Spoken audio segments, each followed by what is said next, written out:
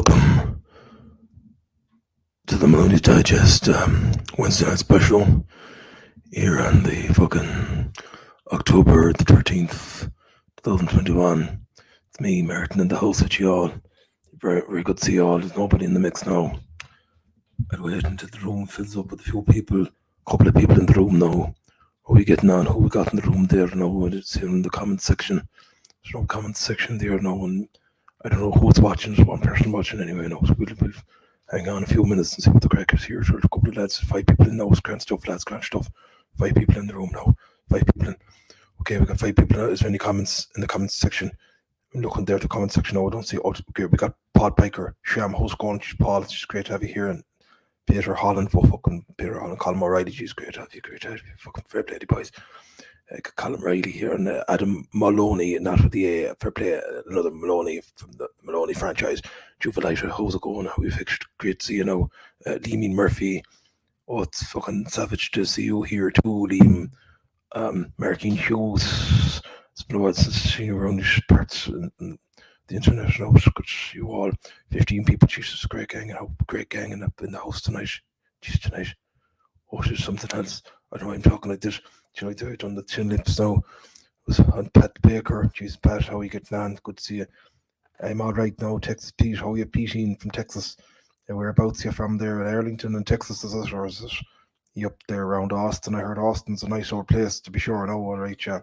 Great stuff. I met a fella in the pub. So I met a guy who talks like that in the pub.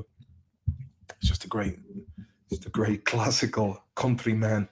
It's a great way to go on, all right. It's fantastic. And you're doing a nice bit of ASMR to start us off. Thanks, Peter, for acknowledging that now. Jesus, it's great, isn't it? It's great what you can do. And I'm talking to people all over the internet now and from the luxury of my own home. Jesus, it's fantastic. How's the form? Ben McDonough. Ben McDonough says this. Well, Martin, what's the story? Just wondering if you would like to do an old interview for a journalism class in transition year job. Hop on an old cheeky Zoom call and see what the crack is. You're the main man we want. Jesus, Ben, you know, I could imagine people would be wetting the bed with excitement if they had an actual fella from TV.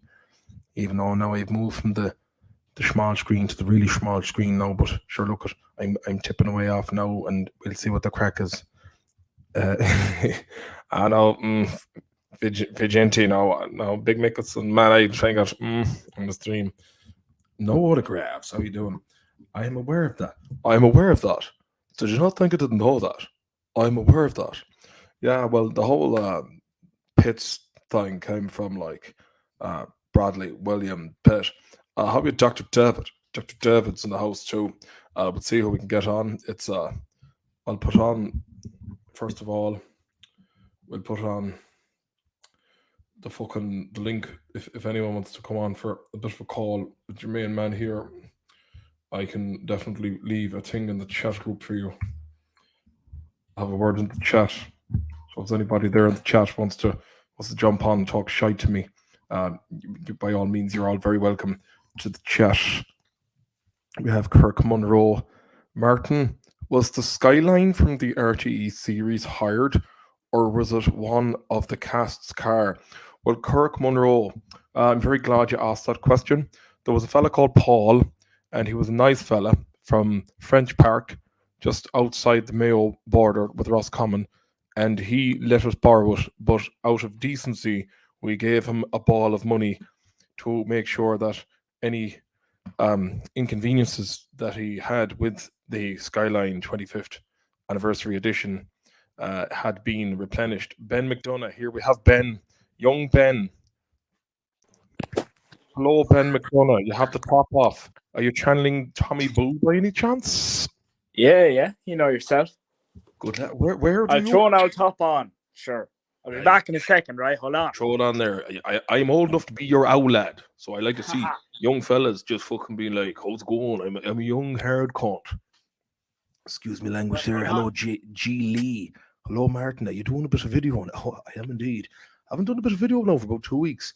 I was going to do, are you rock hard for rock short? Dr. David, you know, well, I mean, rock short, seriously. I mean, like, Diageo, you know, they're coming out with, there's like a new cider made by Diageo called Ireland's Edge or some shit. It's really well done. The graphics look really cool. Love the marketing. Ben, where are you ringing from, lad? Middle Westmead in County Westmead in Multi-farming Middle of job, is Ireland. it? That's it. Fair play. What age you now, Ben? 16, 17? What are you benching? Turning 16 now in November. Good November fucking days, 1st. man. Day after Halloween job. Oh, Halloween job. Will you be out doing a bit of mummering, will you? Yeah, I'll be out doing a bit of fucking you-know-what. Bit of racketeering. Bangers and fireworks, hey. Will you be getting bangers from up the north and just selling them? Yeah. 7 for 12. Halton site job, black cats, screamers, rockets, all that crack.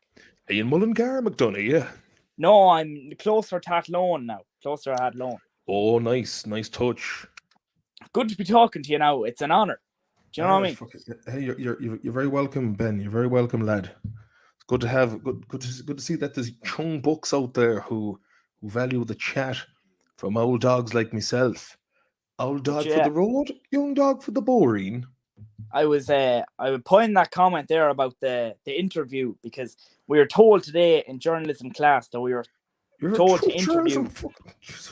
Journalist now. You'll be writing for the Irish Times next with Una Mullally. Yeah. We were told to ask about anyone that you want to interview, and apparently all the teachers are going to take it real serious, and we thought we'll go shoot for the moon with you. But if you're interested now, I can give you the details about the date, the questions, and all that. But shoot the deets there, hey, and fair play for coming on, Ben. I mean, it's not like I'm benching huge audiences now, but they're a sound audience of very. You wouldn't know who you're talking to. There could be lads from Athlone watching. That's the thing. Anyone can hop on, like. Anyone can. I'm on an Xbox call here. Well, I tell the lads that I'm talking to you.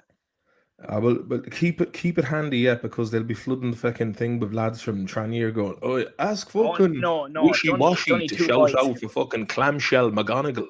And I'll be like, oh, fuck. It'd be like the St. Jared's of Castlebar saga all over again. Well, I have two lads here now, I can say it to, and they're a big fan now, but are they hard shams, are they? Quality over quantity, says Leeming Murphy. Hold on, I'll get them on here. Get them on there, quick. Boys, you never know who to talk to here. I'm talking to the man himself, Eddie Duncan. How are you boys, man? Talk to him there, boys. Speak up there, lads. One of the boys said, how are you, Eddie? Not too bad. Any crack? Not too bad. Any crack, boys? As soon as you go and get the provisional soon. Did you get the tractor license yet? Did you get the tractor license yet, boys? He'll be on the provisional next. Corolla job. 3-door Connor coupe. said, any women, Eddie? Oh, come here. The fluters. Listen, there's plenty out there, man. That's all I'll say. Plenty of fish in the sea job. Oh, plenty of shopping carts in the canal. The one down by Mullingar. Out by Castle One of the boys want to know, Park do you job. Dance with the snake? Or do you get bit by the snake when you dance? Tell him I wear the snake around the fucking neck as a piece of decorations while going out to nightclubs. Wearing old bootcut jeans. Tell him I'd be drinking WKD Blue, just looking at lads dancing, going, fucking some boys should have dancing. Who do you think they are? Confident. But anyway, I can send you on the details of this interview if you're interested. Send them on there. Right. How will I do this now? Because I need to get off me teacher now. I'll tell you what you'll do. If one of the mods there can put up Sting's Digest, the group there, what you call it, I'm on the Discord. You on the Discord group? Yeah, I'm on it. Throw Hardy Books. I am under Hardy Books, man.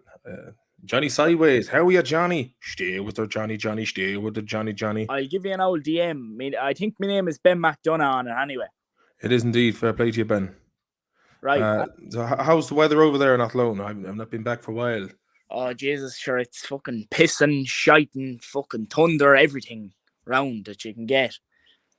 Is it? Yeah, it's not great now. How's the crack in school? Are you all fucking wearing masks and being whipped by teachers and shit? Well, now, to be fair, in school, I go to school in Ballymatton. That's more closer to Longford, right? And they're not keen on the masks as they're over in Athlone. Like, you take off the mask sometimes now, and you'll get the owl, throw that back on you now, or give you a slap. That's our job. But some of the old sound boys now, they'll say, all right, keep it off so I can tell you're fucking panting for breath and all that crap. You're breathing in bacteria like a madman.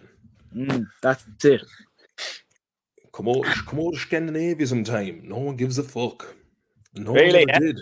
Oh, yeah. But yeah, no one's talking about them. Going, oh, I heard about 1 million people died in Switzerland. It's like, do you even know what that is, you cunt? I'll send a bunch of lads around to your house with BBBs, aka baseball bats. I'm going to go down and refill this drink, right? What are you benching? Me waddy, is it? Robinson's high juice, John. Oh, yeah. That's it, anyway. What was I was trying to treat you. I very nearly did try to. What treatment? The reason I didn't do Trania is because myself and my mate Kinsler did a bet.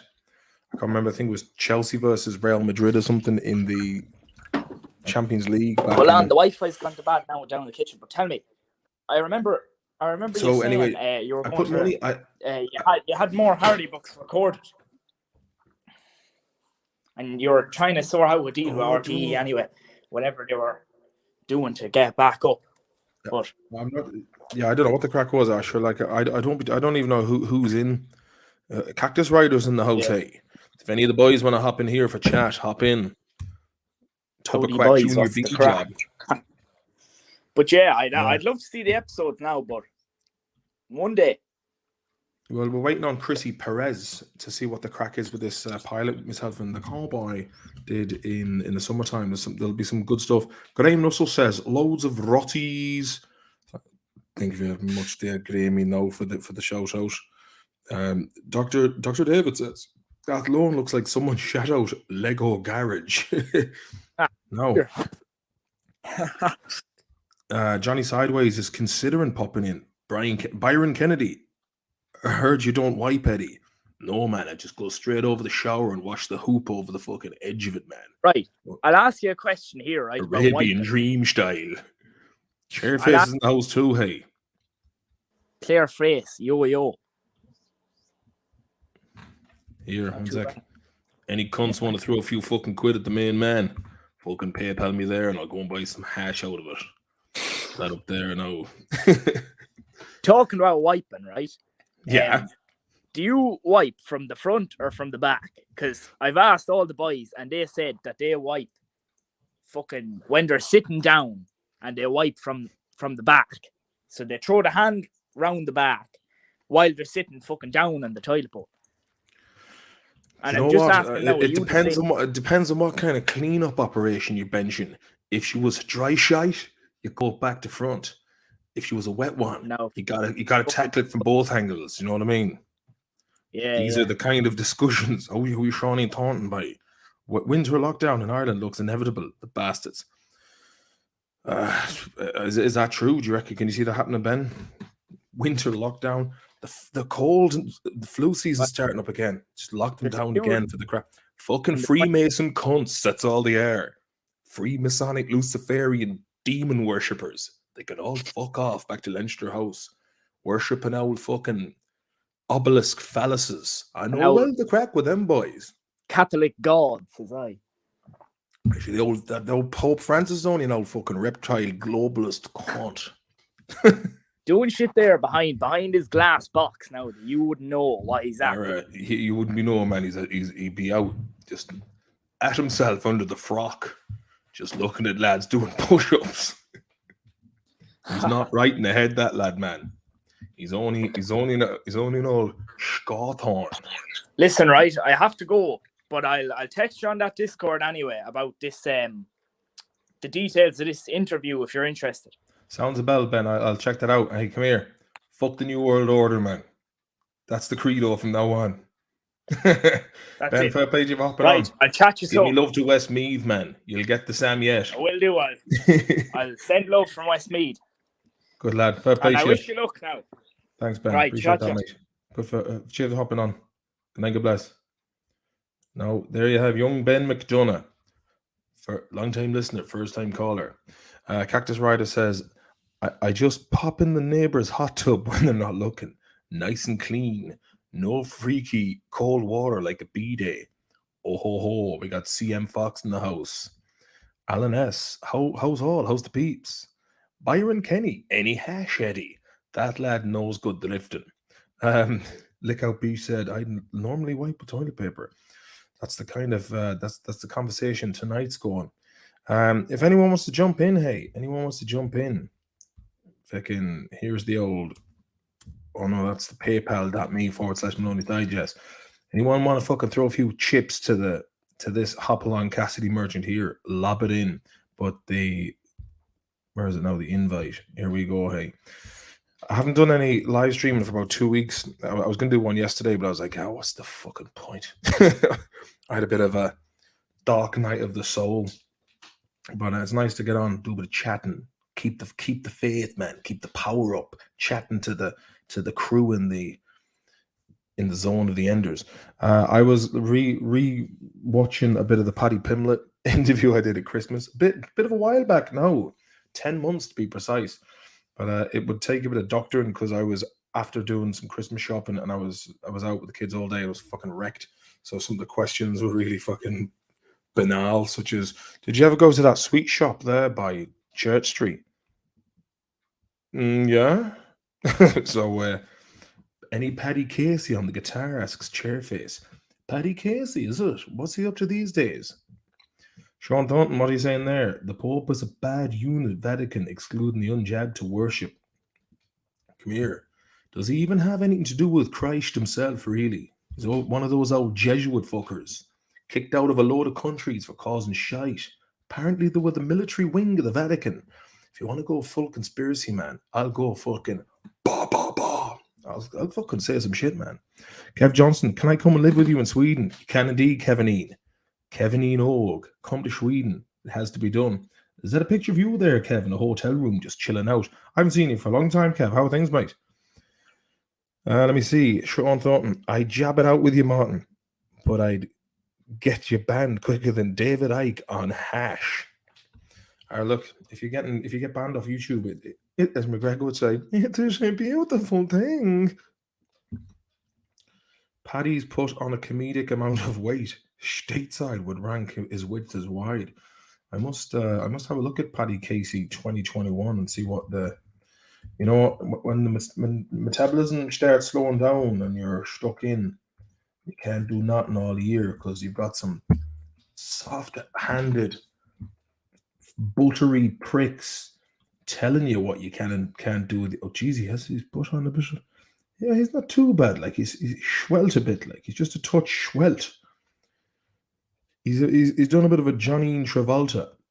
He's schwelt a touch. Which we must be benching 45 now. I like this. I never made any money, reveals Paddy Casey. Paddy Casey isn't initiated into the crew of fucking witchcraft cunts. So fair play to him. Kanye or Drake, fuck the pair of them, Byron Kennedy. Fuck the pair of them, man. No time for them. Alan S. The propaganda has already started like clockwork again. Winter lockdown coming, fucking spiritual battle ongoing. I'm sick of seeing fat bald heads with concerned faces, aka Houlihan and Donnelly pricks. Look, have you ever noticed how there are things happening parallel in the UK as they are with the States? It's always the same thing. Supply lines. You've got these supply lines are being stretched, and they're talking about shortages on fuel. It's all fucking. They've designed this all order out of chaos. That's what it is. They're going to cause so much chaos, and it's all about destroying the old world in order to rebuild a new one. Call it what you like. The fourth industrial revolution. They're coming to ruin the crack, and if you're not part of the club, you're not getting in. And these are the same kind of pricks who brought you the likes of Hitler, Stalin, Lenin, Pol Pot, fucking,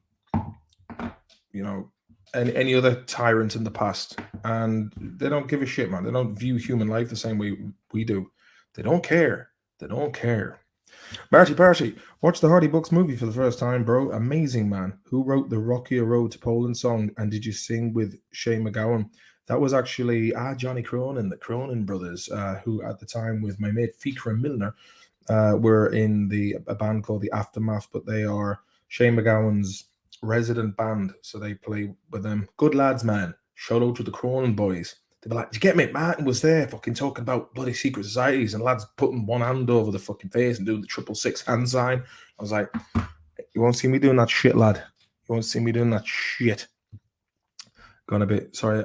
I watched a 5-hour documentary about secret societies from this X Factor winner, and fucking when I got into it, man, I got into it, and since watching it, I'm like, yeah, fuck, it's all about fucking deceiving. One hand looks like it's doing great wonders, doing good stuff, while the other hand, the hidden hand, doing bad shit. Can you read, Martin? My name is Kenny. A man Byron Kenny. Fair fuck. Kev Johnson, Papal Guard, the Vatican. Apparently, the Swiss lads have just gypped off the crack there with Pope Francis. So yeah, 22nd of October, Ireland gets the keys to the cookie jar. Apparently, and the 22nd of November, back in lockdown. Yeah, fuck these guys, man. See, the thing is, right? This is probably people that might go, "What are you talking about?" You have, I mean, you have natural law. Everyone, I mean, this is. I think democracy has turned into a sham. It can be fucking cheated, and democracy is supposed to be like the agreement of a fair election, and I think they just fucking choose presidents and prime ministers. Boris Johnson's our lad's a fucking wrong'un. He's into all this depopulation shite. It's not up to these people who gets depopulated, who doesn't. Do you know what I mean? Kev Johnson says, some lad from Birkenhead gave the judge the old Freemason signs and still got jail. He gave him the old... Yeah, didn't work. Well, maybe a man wasn't in the mix. But I remember going it's weird though. If you look at all these obelisks all around the world, apparently they represent the phallus of Osiris, and it's flute worshipping. At the end of the day, they worship flutes, man. They go to old fucking ceremonies wearing dark red robes and weird masks, and they'd be looking at a big 45-foot tool, just flaking themselves off while going, "We're the fucking special boys. We're a real crew of special boys." Pope John Paul wouldn't stand for any of the shit going on now, says no autographs. Yeah, but he came in after Pope, was it the Vatican II? There's weird shit going on there, man. There's a lot of fallacies, says Shady Ganley, formerly Jaquarius. Carl Streitberger, oh well, on a lighter note, it's mushroom season, boys. South-facing hills, get your mushies while you can. Stock up, put them into a powder, and then capsulize them. And then microdose, and see your winter blues float away on the summer breeze. Alan S. says, hilarious. Everyone in work believes magically things go back to normal on a specific date because the people in power say so. There is no excuse to be this dumb, completely brainwashed. Yeah, well, the same thing happened over here. As soon as TV said it was okay, then everyone goes out. I can't understand how people don't just they don't look at the world around them themselves. They're daft as fuck. Do you know what I mean? It's like, okay, TV said it, now I'm safe now because the TV told me so. Have you watched the movie A Kill List? Haven't seen that film, Shawnee. Let me have a look. Kill List. Have a look. Directed by Ben Wheatley, with Neil Maskell, Mariana Burning, Harry Simpson, Michael Smiley. Nearly a year after a botched job. Oh, let me read the synopsis here. I'll read it out in one of these. It looks like it's got some weird occultic vibes going on. Okay, let me see.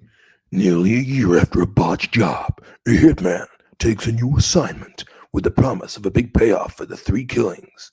What starts off as an easy task soon unravels, sending the killer into the heart of darkness. I haven't seen that, but it seems like it could be a good watch. I watched I was seeing that Dennis Wise. Watch the latest movie from Dennis Wise on BitChute, Masons and the New World Order. This shit's been going on for centuries, man. Like they were behind the French Revolution. They were behind the Bolshevik Revolution. I mean, the Wall Street bankrolled both the Nazis and the communists. You know what I mean? Hitler was one. Anyone who's in any position of power is part of it, and it's it's not really a secret at all. It's fucking it's everywhere. You know, you look at you look at Simon Cowell. You know, you look at most music videos. All Madonna, big into Kabbalah and weird shit like that. You know, it's witchcraft, and yeah, it's funny, like, because you know, if you're a Christian, it's fair game to slag anyone else. It's like slag them off as much as like, because you know, sometimes I feel like Christianity lost its balls, man. You know what I mean? Like a century ago, if you talk shite about people's faith, people went to fucking war. And nowadays it's like, oh. So I'm not saying that we should have some militant hardline Christians or anything, but I just kind of feel like you can see it in recent times, man, where we're going to, things are becoming very inverted. And if people don't like what I say, fuck that. I don't give a fuck, man. You know what I mean? I'm literally looking at the state of the world and everything seems to be subverted. I'm like, you know, that's my opinion. I could be talking shite. But then again, just look around you, man. It's getting dodgy, says Rumpelstiltskin, with a picture of Javier Bardem from No Country for Old Men. What's it say? Cactus Rider. What's crazy is people think who were not elected by the public are the ones with the power now. Keep us in our houses or face arrest and or fine if you're allowed to be in business, etc. Sad, really. Yeah, pretty much. That's I mean, have you seen the review of the Fauci movie on Rotten Tomatoes? It got like 99% from the official critics, but it wouldn't allow the audience score. That in itself tells you some mad shit's going on. Yeah, like, here's the thing, right?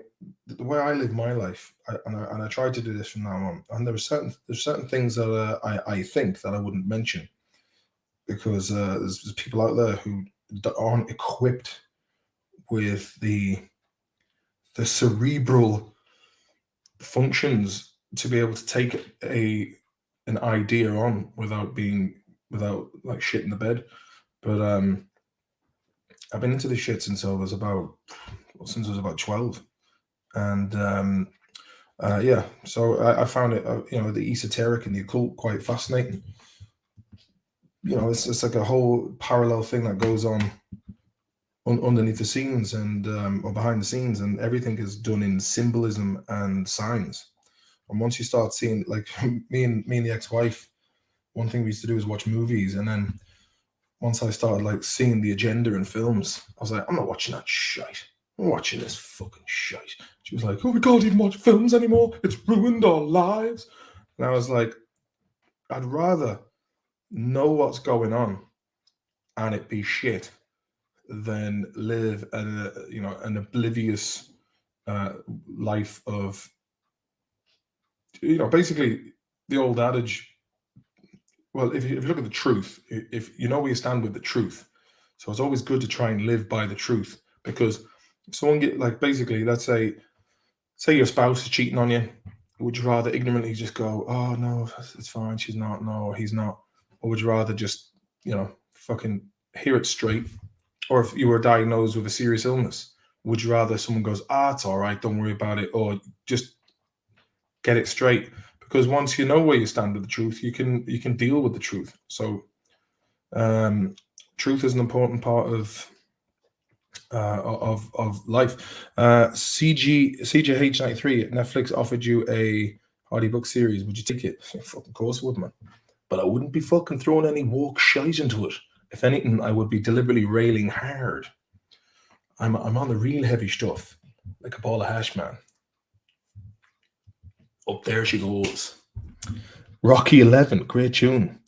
Oh yeah, fair play to Awfully Irish podcast. They got Evander Holyfield. Actually, jump in here for the chat. Come in and do a bit of chatting there about it, hey. I'll invite you in here. Menjur, hop in, lad. Good to have you in. We'll talk about some conspiracy stuff, man. And Evander Holyfield.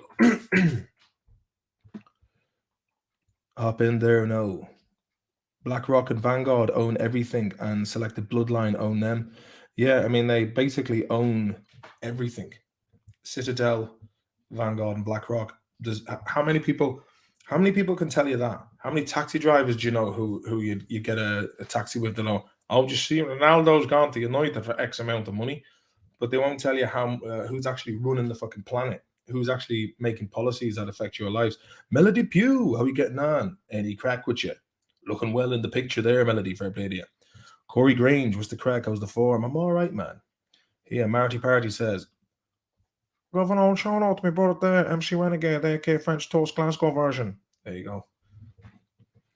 Is the guy who drifts from Tala coming on? He might do. He's watching from the shadows, man. He's up there with Klausine Schwab. Kev Johnson, they show you the real truth, knowing 80% of people are dumb, hidden in plain sight. Pretty much, Kev, yeah. I realized that I probably sound like a mad prick these days. And but I've always said it. Do you know what I mean? I think when me and Owen were doing a gig in London back in 2013 or 2012, the poster said "Fuck the New World Order." It was just like a picture of me and Collie, and I think the picture was like, it was called Sons of Liberty, and there was one of like Owen. I was the Statue of Liberty, and Owen was the flame, and his head was just smashing out of it. It just said "Fuck the New World Order." But I'm not the only one. Tommy Boo, fair fucks to him. He got me into it. 2009. John Dooley, any crack. Mitchell Balzan, how are you getting on? Mate, how hard as your agent? Sure. Fair play. Did you boys watch Wilder Fury 3? What a fight. Didn't see that. Didn't see that at all. But oh yeah, Tyson knows the crack as well. CM Fox, he put Wilder to bed all right. He's taken his soul. Great set of fights. Yeah, I might have to check that third one out. Hunger Games is an example. Yeah, well, look where we're heading towards it, man. I mean, like they're all this shit that's going on. If people are watching the news, and I mean, I was watching BBC today. BBC was everything was just fucking climate, science, climate, and it's like, you know, this is the new fucking religion, man. It's this is what happens. It's like over here in Sweden, you see people have like they're mad about football, you know. And I was at a football match, Hammarby versus Kalmar, there a couple of years ago. There was a couple of young bucks behind me, and they were saying in Swedish, they were saying like there was one guy called McKennedy. He's like kind of an Arabic looking lad who's named after JFK, and you know he has like a pretty solidly receding hairline with a bit of stuff in the middle. And this lad goes, "Come on, you bald bastard," like this. And then his mate goes to him, "Fucking hell, man, will you chill out?" And he goes, "You don't understand. This is my whole life, god damn it." And I was just like, this is what happens when you remove like human beings from spirituality. Just like you create a void that can be, there's always a need for some sort of fundamental adherence to a structure. And when you kind of, you know, like, again, back to the whole Freemason thing, Darwin was a Freemason, and apparently according to this video I watched last night, the whole thing is about spreading atheism, and they actually they think of atheists less than they would Christians, for example. And the thing is, I'm going on about this, and I have met people who are in lodges and whatnot, and they're sound. But I think it's basically the further you go up it's a need to know basis, like the Rosicrucians, or you know, it all comes from Mystery Babylon, and you know, weird esoteric traditions that have came from there. But like, there's a lot of weird shit. Let's see, fixed fight, Jesus hat on at the end, black on white. What was this, Kev? Lulu. Saw a man killed a bunch of people with a bow and arrow in Norway today. Jeez. Fucking John Rambo job. Norway, bow and arrow.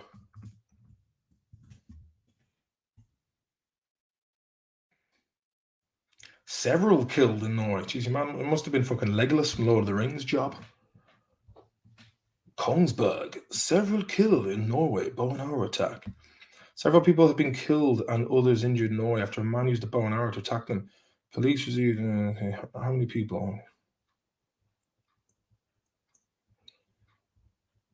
It happened in a co-op extra supermarket, west side, reportedly a confrontation between the attacker and the police. As the suspect moved to a larger area, the authorities have cordoned off several parts of the town. Residents were ordered to stay indoors so authorities could examine the scene and gather evidence. The suspect has been taken to the police station in the town of Drammen. He has yet to be questioned. Dozens of emergency vehicles were at the scene, including ambulances, police cars, and helicopters. Doesn't really say who was done. Doesn't say who was done at all. I mean, like, you want to be pretty fucking quick. I remember seeing some lad in Utah pulled out a bow and arrow against a load of Black Lives Matter protesters, and they just fucking battered them. So it's not exactly the kind of thing where you think is gonna take down a whole crowd. I mean, people just leg it. It's not like someone's being shot with a shotty.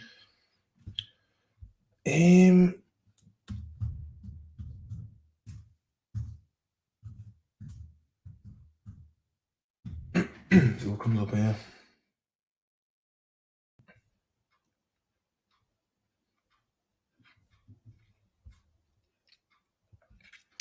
Good thing he didn't have a gun, says the man in the mask avatar. What does it say here? Too bad the people he shot with a bow and arrow didn't have a gun. Yeah, that's pretty much what that's what I'd be thinking. Last mass killing always 2011. I like that they don't have gun. Kids don't need to learn about hiding under desk or locking their school classrooms, says red crayons are bad. Yeah, I mean, look, the thing is, the criminals are going to get fucking gun anyway, man. Do you know what I mean? So, what's it say here? Amanda, how are you getting on? Fair play to Amanda. Let me see. Corey Grange, how are you so good at accents, man? What's the secret? The old crouching tiger, hidden nagging, is it? Oh ho ho, here hey, Corey, you know well the crack. Paper McShay, Noah Kavanagh. I like that one. I like the way he got onto that. There was what are you doing there, Simon? Oh, just making some paper McShay. Paper McShay, paper mache. The McShays are the lads who live down the road, and they were the lads who lived down the road. Kev Johnson. Bowman was just a tool for the job. They want to cause order out of chaos. Kev knows the crack, mates. Kev's been up for a lot of nights just watching videos, being all like, fucking some bad wrongings out there in the world, mate. Some bad bozzies. Oisin Campbell, how you doing, lad? Feck Marty boy, how are you getting on these days? I'm all right, lad. Thanks for asking, Oisin. Thanks for asking. £1 pound fish. Can you give a shout out to the reptile that is Ryan Henry and his new woman? How are you, Ryan and the new woman coming all the way in from £1 pound fish?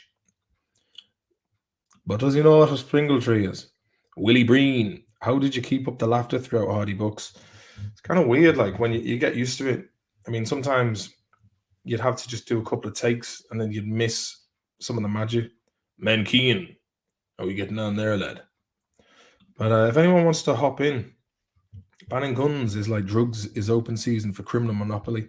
They'll get them. So over here, there's a lot of them that come in from the Balkans and come in from Russia, parts like that. Dodgy boys. I think Sweden had some of the. I don't know if it's true or not, but I will see if it says if I can find the data on this. I can't say I've seen any. No, thankfully. In 2019, Sweden's 100 explosions this year. What's going on? Apparently, it's like this is what they say. There's more explosions in Sweden than any other non-actively warring country in the globe. Who is to blame? The category of crime was not even logged prior to 2017. Then in 2018, there were 162 explosions, and in the past 2 months alone, the bomb squad have even been called to almost 30. Bangers, improvised explosives, and hand grenades are behind most of the blasts, said Linda Horstraff, head of intelligence at Sweden's National Operations Department. What's this? Here's some more shite that they're trying to stir up. Northern Ireland Protocol. Will UK and EU talks lead to truce on trade war? I suppose you rung me to talk about Northern Ireland Protocol, comes the weary voice down the phone. It's not the diplomats or the politicians from any particular EU country who greet me like that these days. It's the reaction I get pretty much across the board. 4 years on, of Brexit negotiations for the UK's final departure in January last year have left the EU with no appetite for more. Now, and that's something. Now, the thing is with this stuff is it does this, it's disgusting, and it's way more expensive than the other stuff. So I don't want the fucking manky shit. Sorry about that. You're chatting to someone, you've got all like black shit coming down your teeth. That's bloody awful. Cheers, Manda. MG's Motors. Yes, Durkin, man. What's the crack with you? You going to the States soon, yeah? Oh, big man walking down Fifth Avenue job, yeah? Oh, you got Jer in the mix. How are you, Jer? How are you getting on, Martin? Excellent to see you. It's been a while. Congratulations on getting the man with the lump out of his ear on the podcast. Yeah, it was a good chat. Obviously in the news and shit recently. But then we had Chuck Liddell on a while back, and sure he was in the news too. You had the Iceman on. Yeah. You're doing fucking well, boy. You're doing well. It's always good crack. Once I say, look, we had Martin Maloney on, they come flying. You're all smoothie. Any crack with you? That's about it. Just doing the interviews, college, head melting. You know yourself. Saved by the Bell, college days, yeah. Definitely interesting. Sorry, 1 second here. Chairface asks, does it get dark early there? Yeah, it will do come next month when the clocks go. Jerry, what do you think of the clocks going forward and back? Do you think it's a waste of time?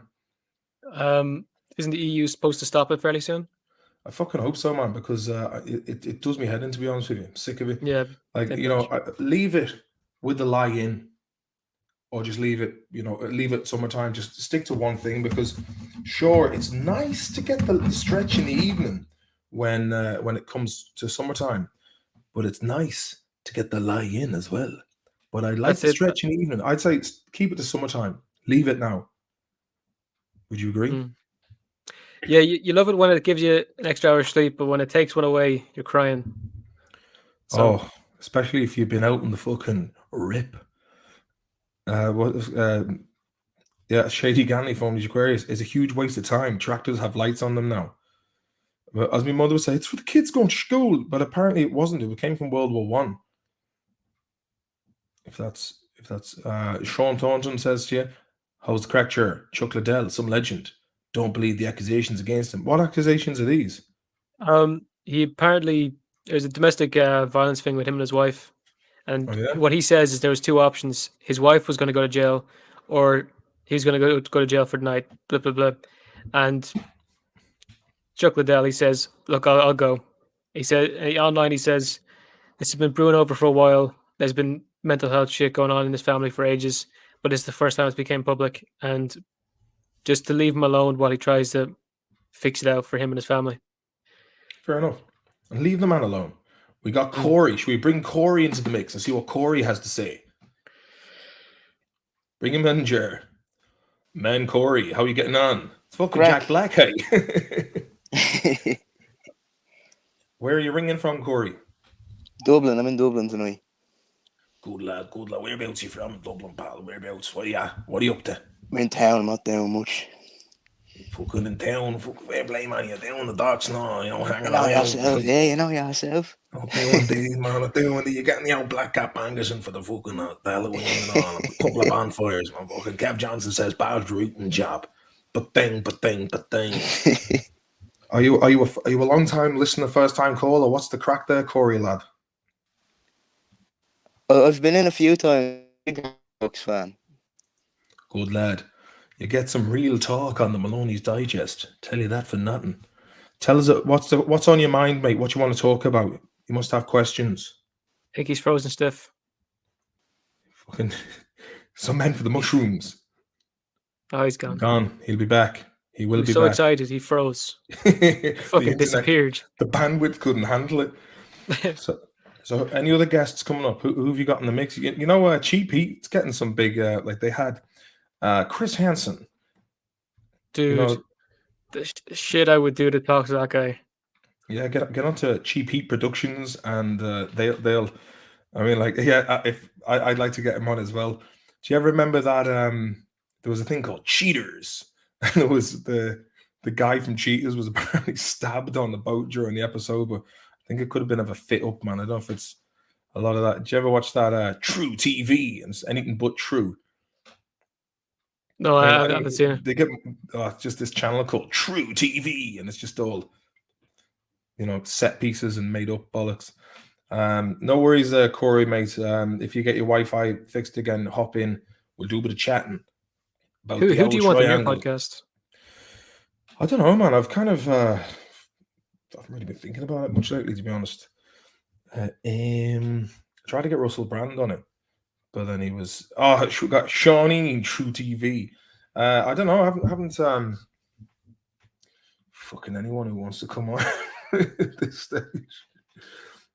I'm too spicy of a character. People are like, oh, don't go on there. Him, he's got no filter. Then find someone without a filter. Yourself and Eddie Bravo can have a good chat. Yo, dude, I'd have to get Eddie back on, man. Alan S says, Jer, what's college life like these days? Can imagine it's insufferable and maddening. It's not as bad as they say when you're looking from the outside in. I take it in America and stuff, it's worse. But I go to Maynooth. All the cultures go there. It's basically secondary school for older people. Yeah, I think Maynooth is a nice little spot. It's I only discovered it when we did a gig there in 2010. Fuck me, it was great crack. Was it 2009? And then we were on. No, it was 2010. Or maybe we did one. Fuck it, who knows? But I do remember going on. I think it might have been the Ray Darcy show. Absolutely hungover and thinking I was going to throw up on air. So I think we had like an hour's sleep. He studied in NUIM. And Kev Johnson, did you watch Bravo in Return of the Brass Knuckle, Martin? I don't know what that is, but I will Google it. You know what that is, Jared? Haven't a clue. I love Bravo as a character, but I couldn't talk to him. It's like I'd love to watch someone else have a chat with him. Get him on Joe Rogan with Alex Jones. Watch the fire come up. But yeah, I couldn't handle him. Lick Out Beast wants to know, is Jared short for Jared or Gerald? Gerard, yeah. But like, unless you're my doctor, you're not going to call me Gerard. Well, Jared, how are things? My doctor, when you go into him, geez, Martin, how's it going? What do you think's wrong with you yourself? I was like, well, I don't know, that's been coming to you. You're the doctor at the end of the day. But I have Google, so I did look at the symptoms and then whittle them down to the top 3. But I guess doctor, it seems to have cancer and everything. Or have a light skin rash. It's one or the other. Or else another 15 things. So what's the crack of yourself? How's Ireland life treating you? You well? Are you asking me? Yeah. I've never been a big drinker, but holy shit. I went to the 3 Bucks Left concert like fairly recently. Oh, in a concert comedy gig. What was it? It was in Newbridge. Carnage. I was demolished. Next day we had to be out of the place by 11, and I had everyone freaking out at me because I said we'd be up by 9 to get breakfast. And were you? Yeah. Fair play to you. Got Renato in as well. Bravo plays a police officer. Class. Yeah, I might check that out there, Kev, lad. I wonder if we could, you know what, speaking of which, let's see if we can get the cowboy on here. And he's a legend. Finally got to meet him and Peter in person. What does this mean? Sorry, you might know more about this. Claim a shorts bonus. You're eligible to claim a shorts bonus by the 25th of the month, or the bonus may expire. That's from YouTube Studio. Yeah, if you make YouTube shorts, they might give you an extra bit of claw wedge. Well, I wouldn't be expecting much of them, but sure, why not? A bit of. There's always next month though. Keep creating each. If you receive the notice, I'll look into that later. Sorry about that. What do you think of all the Hollywood one eye, and all this kind of crack? What do you think about all the secret symbols and all that bollocks? That's fairly fucking broad. Well, I talked to a lot of actors, and I've talked to a few ones who are friends with people who'd be in that kind of group, and they say a lot of them are just normal fucking people. But there's the opposite. Like there's complete weirdos. Like I know a guy who was good friends with Marilyn Manson. He said like all the stuff that's been said about him it's nonsense. Like he's actually just like a normal dude, but he's an easy target. And then there's people. I mean, there's been pictures of him with Anton LaVey, you know, like the founder of the Church of Satan and whatnot, and like I mean, but have you seen his music? That's kind of a PR thing. Yeah, I mean, it's basically, you know, I don't care what people are into in terms of Slipknot, you know what I mean? But it's just sometimes people take it a bit too far. But look, fucking, I'm not one for censorship, so it's up to people's. You know, I was never into Marilyn Manson. Just thought he was a bit fucking weird for my taste. But I do embody the ethos of hard rock. But I just thought it was a bit too deliberately in your face in terms of vaudeville villain vibe. Yeah. I'm sure you've been in the industry like for a while now. Have you seen any dodgy characters like that? Other than Stateside, no. What's the story with that guy? He's like the only one I'd be concerned about getting on the show. He'd probably keep it between the ditches. He'd be like, he's as odd as a Clockwork Orange, to say the least. I was told he didn't play a character. But he's a top actor. No word from Stephen Kelly. I always seem to miss him. Focus. What can you do? They'll chew on the gland out your neck, says Kev Johnson. Any other pop cultural things you have? Any news, Jerry? You've been keeping your finger on the pulse. What do you think about the Dave Chappelle special? I haven't seen it, but I'm told that he hit everyone on the head. So good. I think people need to be fucking hit on the head. I think it's I think that there's too much mollycoddling going on. They're on stage in Letterkenny. Well, should get Chris Gavin here. Sure, Chris, hop in, lad. Fucking Gavigan, hop in. He's a legend. He's a good lad. He's a good skin. He's a very reliable, trusty lad as our Gavigan.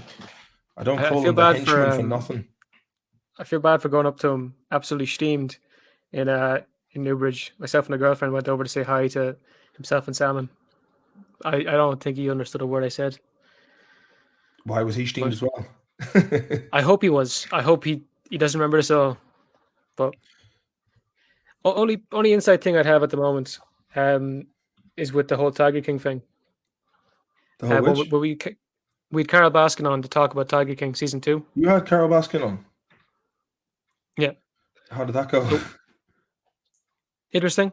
I don't think she killed her husband. Or she's a very good liar. It's one or the other. But she said that anyone who signed on to do Tiger King season 2 isn't allowed to do interviews after.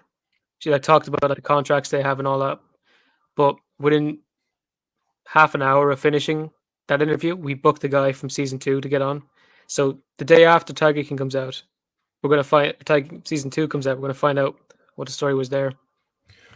So what's the story with Tiger King season 2? I mean, like, how can they squeeze another full series out of it? Well, it's the Joe Exotic court case. It's keeping up with what Carol's been doing, how it's affected big cats all over America, blah blah blah. But yeah, it's definitely interesting. How has it affected big cats, and who's your man? Doc. Well, what was his name? Doc. Doc Antle. Doc Antle, yeah. Bit of a weird vibe going on down there. It's a bit culty, isn't it?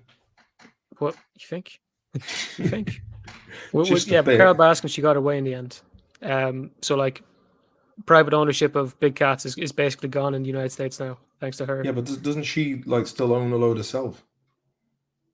I mean, but wasn't she doing like that's the way it is for her. Yeah, I mean, but she was just doing exactly what everyone else was doing. Like, it's fucked up, man. Killing tiger cubs and, you know, using them like it's. I was at a place, I won't mention any names, but there's a place in Florida. I was looking at all these big cats just fucking caged in like small cages, pacing around. I was like, this is fucked up, man. Like, you can't do this to wild animals. It's not right. It's not right at all, Jar. If anything, I go in with fucking baseball bats, start fucking smashing the place up, and accidentally unleash one of the cats and then be mauled by them. But it would be a fight that I would have. It was a hill I was willing to fucking get mauled on. No, in fairness, she did to give a solution. Have you ever done virtual reality before? Yeah, to varying degrees. It's usually like, look at this. Look at Stockholm in the year 2027 when we built all these new buildings, and you're looking around going, "Oh, that's all right." Yeah. But or else it's that beam of wood that you got to walk on and pretend you're on a skyscraper. That's fucking scary.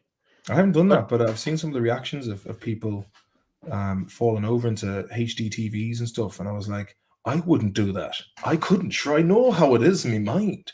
MG's Motors says that James Garretson guy, fat jet ski rider, was saying loads of stuff about how Carol Baskin's case is going to be exposed. I defo think she killed her husband. Do you want to hear what she told me? Go on. Actually, no, I changed my mind. Yeah. Imagine. What she said was that her husband Don was going through dementia, like some serious shit. And, you know, it was at a point where he couldn't read, he couldn't write, shit like that. He got a pilot's license. She reckons somewhat illegally. His son was from his other marriage, was a pilot, and he reckons he gave his dad a free pilot's license because he would have failed the written, blah blah blah. And so because he didn't have a license, so he had to go under the radar the whole time, so under 200 feet. And she reckons that he got so bad that he just went off and flew, and eventually crashed into the Gulf. And I didn't really believe it. And then she said this would have been the third time he'd crashed. He'd crashed twice before, around the same area, during the same time period.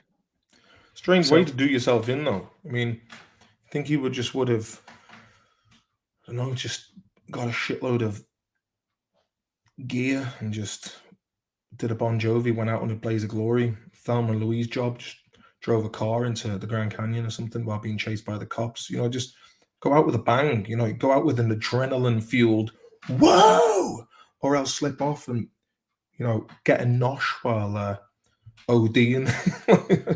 Well, I guess that wasn't his style. Yeah. Kamikaze was his style, apparently.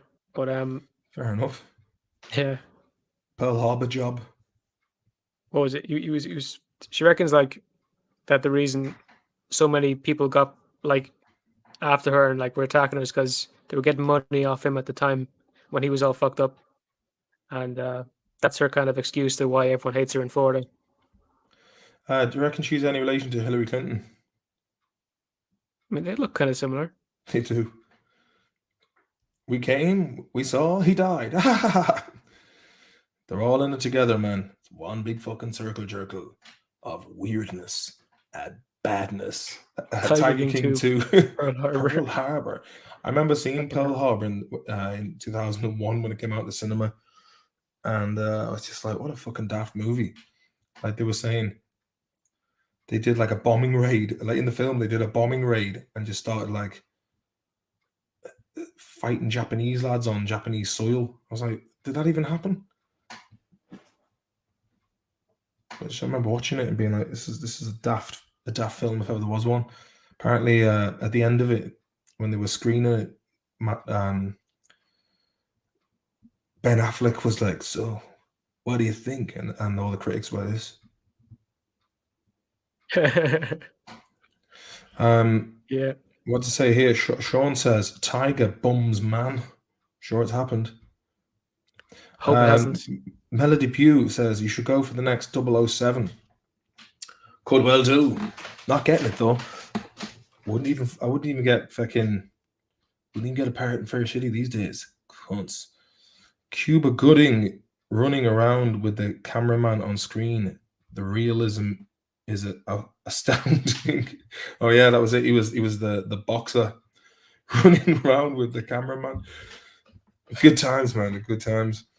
Have you seen? I tell you, I saw a film there on Saturday night. I don't actually sit down and watch films that much anymore, but when I did I decided to watch Day of the Dead Bloodline, which I look at that. It was a budget of 10 million, right? And the whole thing, if I can give you a brief synopsis, virologist woman working in a lab is doing some tests on a creepy guy who creeps her out, and he tries to make lurid advances to her in a very compromised fashion, and then a zombie comes up from behind and bites him. But it turns out he had 100% antiviral antibodies in his system. So all hell breaks loose. Zombies are all over the shop. She manages to go away to some compound in the mountains. And it doesn't mention where this place is, but they go into a compound full of like refugees and military. But then one day there's a girl who gets bacterial pneumonia, and they're fearing that it could spread to other people. And it was a moral conundrum because she wanted to save this nice young girl. So they go on a supply run back to the said lab. And who does she meet in there after like 2 years? But the very creepy guy who is only half a zombie. So then she shoots out. There's a shootout. A couple of people are unnecessarily killed for this supplies run. So they go back in. He makes his way in, and shit kicks off. But then they manage to take him, chain him up to a wall, take his antibodies, and run experiments. So there's a bit of a conflict, unnecessary as fuck. He manages to steal the keys, lets himself out, and in the meantime, they then go and try and catch other zombies to take their blood, and then let a load of them in, and more of them get killed, and next thing, half the people get killed and wiped out. Now, for me, as a man who occasionally writes scripts, I was just thinking, why didn't they just shoot your man and take a load of blood from him? And then the whole crisis would have been averted. So that's basically that film that cost 10 million to make. And I was like, I could write a better script with a budget of 300 grand, and it'd be like lauded Palme d'Or for being, well, I don't know, I say this, but like if I did, I would have done it already. But I have no doubt that I would be able to write this, but it's just the pulling the finger out and finishing the fucking job. If I was being paid, I would do this. See, it's a chicken and the egg situation there, and it didn't look the most cinematic. Well, there's an even worse one that had Ving Rhames in it and Mira Savini from 2007 and the comedian Nick Cannon. And apparently that had a budget of 19 million and made 301,000 at the box office. How many million? 19 million. Imagine like talking to investors, people who've just stumped up hard coin. It's like, man, it's got Ving Rhames, who was in Dawn of the Dead, directed by Zack Snyder, and then they have this film which ball of shite, man. Hack and Metal. That's like Lord of the Rings analogy. Why didn't they just get the eagle to take them to Mordor? Hack and Metal. Funny you say that, because I was watching Lord of the Rings 1 with the kids there last night, and I was thinking the same thing. I was like, when Gandalf was coming across, when he was bailing from Saruman's place, I was like, couldn't they have just done this? I didn't even go as far as Mordor, man, but I was thinking that would have made a lot more sense had Gandalf have just said at the Shire, here, Frodo, hop on the back of this eagle and we'll fuck the ring off into Mount Doom. And yeah, it's a good Would have point. been a short movie. But maybe the Eagles, it was just a certain time. It would have been a short movie. It would have been like, I'm sure, man, if you can get three movies out of The Hobbit, you could probably get a good bit of crack. Just like they could be stopping off to like Apple Green along the way and just getting a Big Mac or something. Eagle Sparky says, Eagle easily corrupted by ring. I mean, that's Fair an easy enough. way to say it's like just, the Eagles would have been corrupted. The fucking Sky would have been corrupted. Seanine writes, super person, bums, evildoers of all ages and genders. Oh, God. Oh, man. It's fucking brilliant. I missed there was a discussion. Kev Johnson had one. Superman leaping assholes in a single bound. Dawn of the Dead was a great movie. Ving Rhames, my man, says Sean. That was a good film. I saw that in Galway cinema. Anybody watch the new Sopranos? Oh, here we have Sledge Gavigan. Fucking Gavigan, you bastard. Hey, Jesus how are the Christ, there he boys? is. Are you Change pulling it the this flute off way. yourself or what's the crack? Pope Francis John. I am, yeah. Out in public, I have to pull my flute out everywhere. Where Can't are go you? 5 minutes. Are you up in Dublin, here? I'm in Dublin, yeah. I'm just on the way back from the office. So I'm not in the best of fucking lighting room. So the fucking Brent. Circle K. Any crack? No, not a lot, no. Well, that was great. Sorry, Yeah, I'll see you later, Chris. Have a good one. See you later on, yeah. How are you keeping, Jer?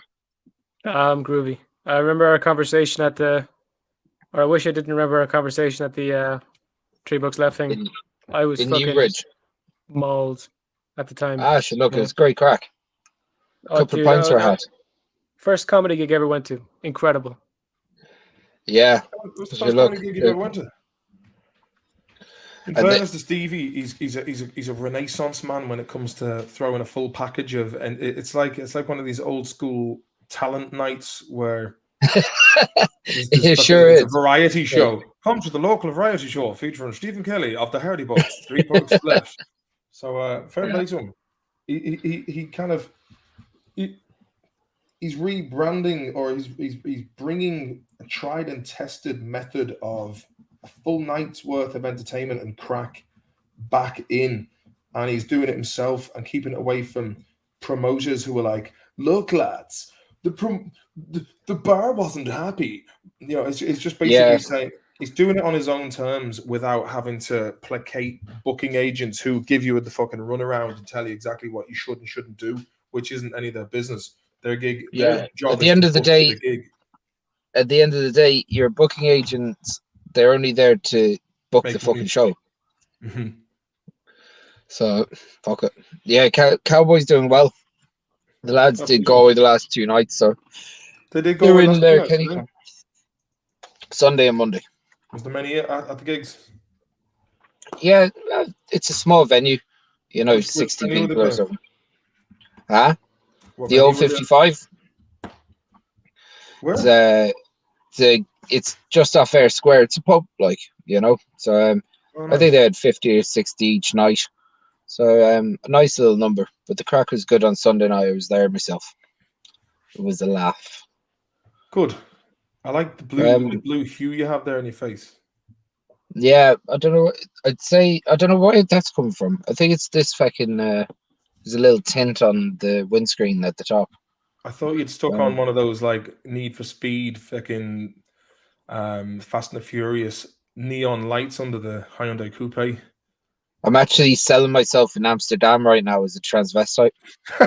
Like yourself. Met you by the blue light. I'll be a girl for you. Don't get fun now.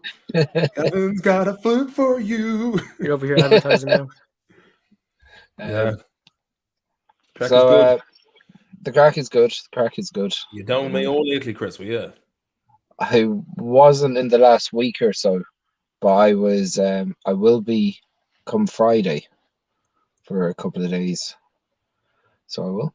What's the? When are you coming down to Mayo? That's what we want to know. Who, me? Yeah. Fucking don't know yet. No plans on doing it.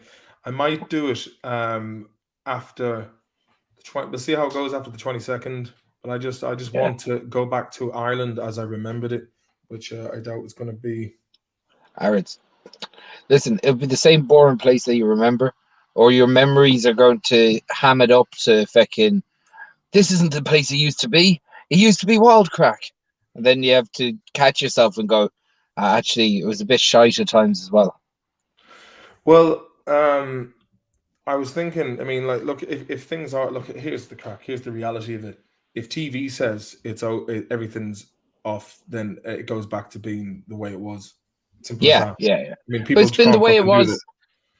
It's been the way it was for the last couple of weeks. Television so much. Like, I mean, like literally, the television could say to people, "Look, you need to put an air valve up your arse and just blow to 2.5 psi, and then the expansion of your colon will give you special vigilance against anything, just any dangers out there." And they'd be like, "Sound, I got the little kit from the chemist, and it's like got a little pressurized cylinder." And because there was lads who were going down the petrol station, they were like blowing the arses off themselves. But these ones I got from the chemist, they only cost €250 now. They were a great buy, and I can go on the planes and everything with them, man. And I just like shove them up, and they're a little bit like those whippets you get, that Steve. But you'd need tried and tested locals to actually vouch for them first. You'd need some of the Cathal Kellys of the world in Swinford going around going, it's a great piece of fucking kit. Stick it up your arse there, it's fine. Yeah. There's a little grommet there to stop any leakage. Yeah, this is it. Alan S, he says, I have to be brutally honest, but culture in Ireland has been destroyed. That's been for years. I think culture everywhere is being slowly destroyed. It's just all fucking same. That was one thing I remember thinking about when I went Interrail at 19. And I went, it didn't feel as foreign as I expected it to. Yeah. I mean, just, you've got basically McDonald's and fucking Burger King and the same shit, and franchises. Like camera phones have ruined the crack. Oh yes, they sure have. But they've done a lot of good too. Oh, we've seen some funny shit. We have indeed. Do you see Nigel Farage saying up the ra? Oh. What? Oh man, you'll love this. I'll send. Oh, there he goes. Oh, he'll be back. Nigel Farage up the ra. Yeah. On Cameo, you can pay him to say anything for like 80 quid. Oh, really? And, so I think someone like tricked him into a roundabout way of saying it. Oh, really? Up the raw. He's a weird character. Yeah, he likes his pints though. What are the pints like in Galway? I'm heading up in November. I've never been. Oh, you've never been to Galway? Oh, you get some delightful pints up there. Some I'm back. He's back. Sorry, I got a phone call too. Here we go. Yeah. So these lads paid for a birthday message, or one of those type of things, like what you did with Irishify. Yeah. Have you got it there in front of you? I'm gonna have a look now. Hold on. What do you think of the old fucking I'll WhatsApp it to you. What do you think of Mystery Babylon, Chris? Mystery Babylon. The ancient Babylon legend of, like, Babylon bad boys. We've always loved a few Babylons. You got that one right. Yeah. Here, I'll send it to you. Oh. This message is for Brian Kelleher, Brexiteer, and I hope you have a great birthday. This comes from your good friend Abe. Now, it's a bit early in the day, so all I've got actually is coffee, but I hope you enjoy a few pints with the lads tonight. Up the ra! This message is for Brian. Oh my god! What did they even do with him over there? Up the raw. It almost sounded like one of those those animations or that like. Yeah, I was going to say that. Yeah, he sounds like one of those automated voices. You know, he's a prick, isn't he? Yeah, it's actually, I'll see if I can. I'll throw that into the chat if people want to watch that. Let me see. He's good mates with Murdoch. If I play to him, I remember seeing a thing with Lily Allen putting a thing up on Twitter about, oh, look at these fucking wankers or something. And then I was thinking, well, what are you doing at the same party? Do you know what I mean? A voice of liberty and the common person. You know what I mean? It's like, yeah. Hey, in fairness, though, we've snuck into a few fucking hefty parties ourselves. Well, like Pierce Brosnan's wedding. Oh yeah. She probably, in fairness, if you turned up to a party and they were there, you'd probably be like, look at these cunts in the corner drinking pints. You'd be hobnobbing, going any just random cash going there to. Yeah. Come on, Murdy. We know you're good for it. Rupert Murdoch, up the raw. Dodgy fucker, any old Murdoch. Oh, he's a cunt. It's funny. It's if you look at if you look at all this fucking conflict that we're looking at in terms, like this war of I don't know how to actually best put this into words, but I think there's like been this culture war type of thing.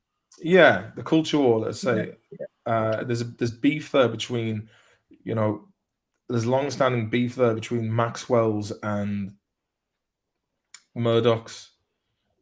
Yeah, it's been going on for years. I think. I mean, media plays such a huge part in Andrew Maxwell, managing. is it? Yeah, exactly. Andrew Maxwell, your buddy. Mm-hmm. How's he my buddy? I heard you were tapping Ghislaine there the last night. Ghislaine. Yeah. Ghislaine. She's still alive. She's lasting well, isn't she? Huh? I thought she would have been a goner at this stage. Who knows what the crack is, man? Who knows? Look, there'd be no fucking justice for any of that shit that was going on with the whole Epstein thing. That's so. Why would they fucking do in their friends? Yeah, exactly. The whole world. I mean, it's weird as Paulie from Sopranos said, weird black magic satanic sick shit. That's what this is. Fucking Paulie never got it wrong. He was the best. Paulie, that's divination. If I go and see this fucking medium, you shouldn't do that. The Catholic Church regards this as being divination. Savile was creepier, says Oz B. Fotwo.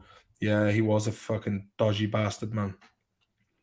Very. I mean, he looks like an orc from Lord of the Rings, man. Do you know what I mean? He just looks like a weird. Like, how did people not know he was creepy? Again, BBC. They make anything look good. Let's see. CM Fox. See, the London police have already said they won't press charges. Oh, why would they? They're basically, their boss is the Queen. In fairness, now there's no way it's going to happen. It's all again. A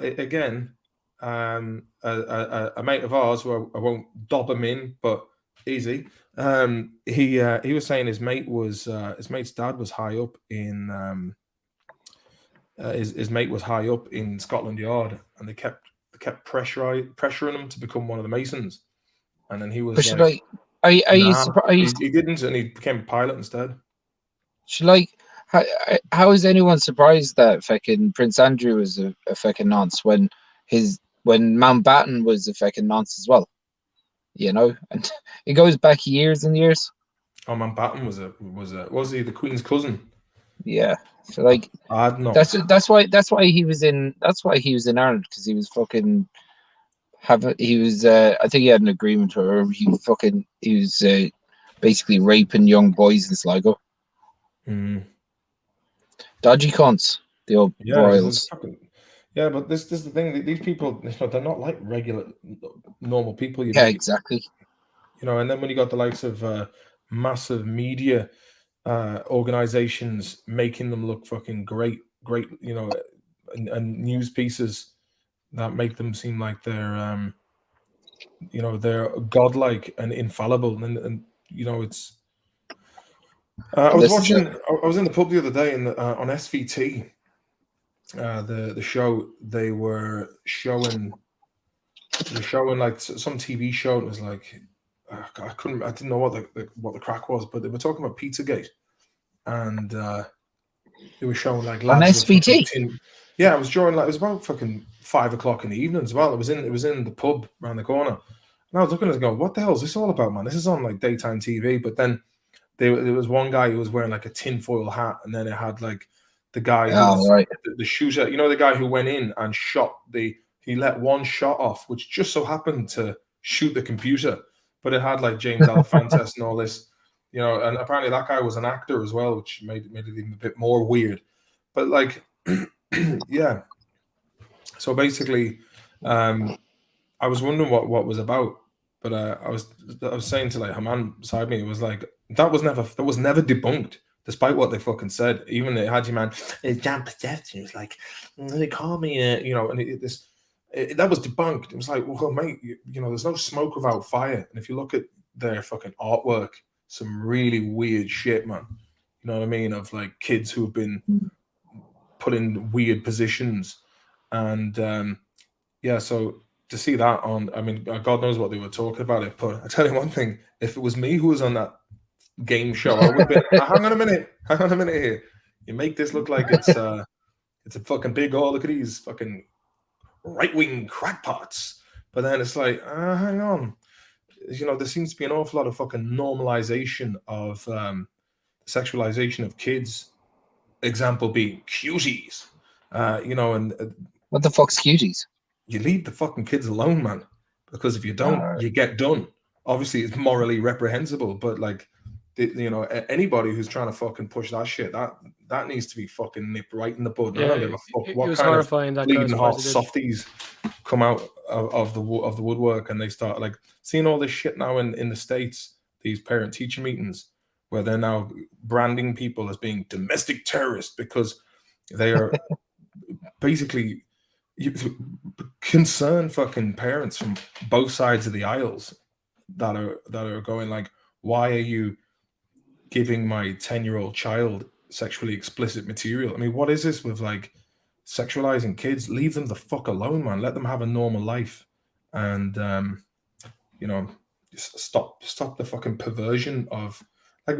Yeah, I grew up in fucking mad times. The damage was already done. Like nowadays, kids can just fucking flip on YouPorn and watch anything, and I mean anything. You know, and I don't want to. I'm not trying to sound like I'm, you know, one of these album burners from the 80s, but it's just fucking, you know, it's. But it's down to parents to monitor that shit, like. Yeah, well, I mean, look, yeah, I hear what you're saying, but like sometimes parents are too busy to see what the fuck their kids are looking at. You know what I mean? Sometimes like, the parents might be putting the dinner on and the kids are on an iPad or a phone. You don't know who you like. Yeah. Like, I don't know, man. I think whether you're putting the dinner on or not, like if your kid's on YouPorn, it's kind of down to you. Oh yeah. I see what you're saying. Yeah, of course. Yeah, in that respect. But like, there was a load of weird shit that was going on YouTube there a couple of years ago called Elsa Gate. I don't know if you remember that. Oh yeah. That was weird. Yeah, because I remember like seeing that coming up, and I was like, "What the fuck is all this weird shit?" You know what I mean? Yeah, that was fucking strange. But like again, this is what happens when you don't regulate big tech as well. Like when you don't, when you let it free for all, like fucking YouTube, like they've left all these YouTube, Facebook, Twitter as they're big institutions with a lot of control and a lot of information. And sure, at the end of the day, anyone can fucking override it. They're just leaving it for profit, like.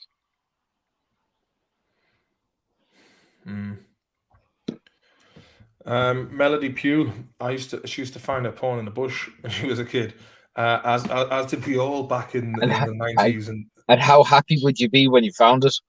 I remember, I'll tell you a funny story. When I was 12, me and a mate of mine from school, Lee Thomas, we were allowed to go camping out the front of the house. And I'd always had this fucking daft idea. My school was at the back of a quick save supermarket. So I just thought, you know, there could be a chance that we could go and see if Just a chance. just a chance that the back of this quick save might be open. So if so, we could go in there and like rob loads of sweets in the middle of the night and leg it. It didn't go according to plan. First of all, Lee didn't bring his shoes with him, so we walked from where I live to Liscard, which is about a kilometer away, in his socks, in the summer. But before this, we were in the park and we found this like Sunday Sport, and it was just like a couple of pages from like the phone, the sex lines in the back. But there was this one called Blubber Busters, which is just a huge fat woman with her tits out. And what happened was we went there to this, went across this car park in the middle of the night, thinking, oh, no one's going to see us. And then went to the back of this quick save, and of course, the fucking shutters were padlocked. And we're like, oh. The next thing we see this police car driving past Vauxhall Astra. We're like, oh. And then it starts reversing, so we leg it, trying to get away. We're in a big car park, and before we know it, there's like 4 squad cars just go. And we're in the middle of them all. I was like, I was 12. I think Lee was 11, and then Lee. I remember thinking like, Lee, what a fucking what a pussy he was, because he was like this guy to the cop cars, whereas I was all like, nah, mate. And then they brought us back to our parents' Yeah, house. but he had no shoes on, so That's true. Yes, feet were fucking scalded. But yeah, I remember the next day, my mother and his dad were tasked with putting the tent away, and they found Blubber Busters. My mother was like, what's this Blubber Busters shite that I found in the tent? I was mortified. His dad looked at it. Your mother's a legend, in fairness. Fair play to her. She really is. Sure is. Yeah. A bit of porn in the bush. Wouldn't fucking say no to it. Yeah, the good old days, the good old days. Like I remember going to building sites with my dad as a kid, and I'd find these porn magazines. I'm like, Dad, look, I found another one. And he'd be like, dirty, give me them. And I put them over there. I didn't get rid of those. They didn't belong to him, like. Or did they? No, but they were just, lads for some reason just had Razzle and Reader's Wives and shit like that knocking about in the building site. And I was like, look, Dad, I found more of these dirty magazines. Fair play to you, son. You're doing a great job. Razzle, did you say that before I said it, Kev, or did I just say the exact same Razzle and Reader's Wives? Because I'd like to know if that was the exact same combo. I was working with this fucking lunatic. He was mentally deranged, like in a bad way. So I was working not too far off, but we were having lunch one day, and he just came in and goes, we were talking about fucking spending money on, or getting caught spending money on fucking porn and stuff like that. I don't know how this story. One of the lads was telling this story, and this fella comes up. He goes, "Sure, I spent €1,400 on dial-up once for looking at porn. I didn't even fucking €1,400. He was 14 years old. He kept on clicking into those pays you go, by the minute. We're back in dial-up days. His mother came home one day and goes, "What is this?" Like 7 sheets of paper, all fucking from the dial-up. Oh, because the amount of bandwidth he was using. Yeah. Looking at fucking tits, man, and gay shit. He was having a great time. He's having a great time. Dial-up modems equal return to tradition. Yeah. Bring me back. Yeah, it's what is this? Kev Johnson Porn Mag had a 45 single free with it once. 45 single. What's that mean, Kev? Boiled chickens and old school porn. That's what we need to be at. Oh, that's it. Bad bastards. Got a fine crew of fucking porn Renaissance men in the chat. Connoisseurs of the old school porn. Sean Thornton says, remember hearing of a lad on a site back in the day caught whacking off inside a house to a Sun Page 3 newspaper. he never showed up on site again. Wow, it's like when lads would buy Nuts magazine. Yeah. When if you bought it now, you'd actually be disappointed. Wouldn't be extreme enough. Yeah, you wouldn't know what to fucking do. But what's the crack for the rest of the week, Christian? Are you going heavy on the session the weekend or what? No, it's just fucking down home the nephew's first birthday, so we'll be doing a little bit of family celebrating.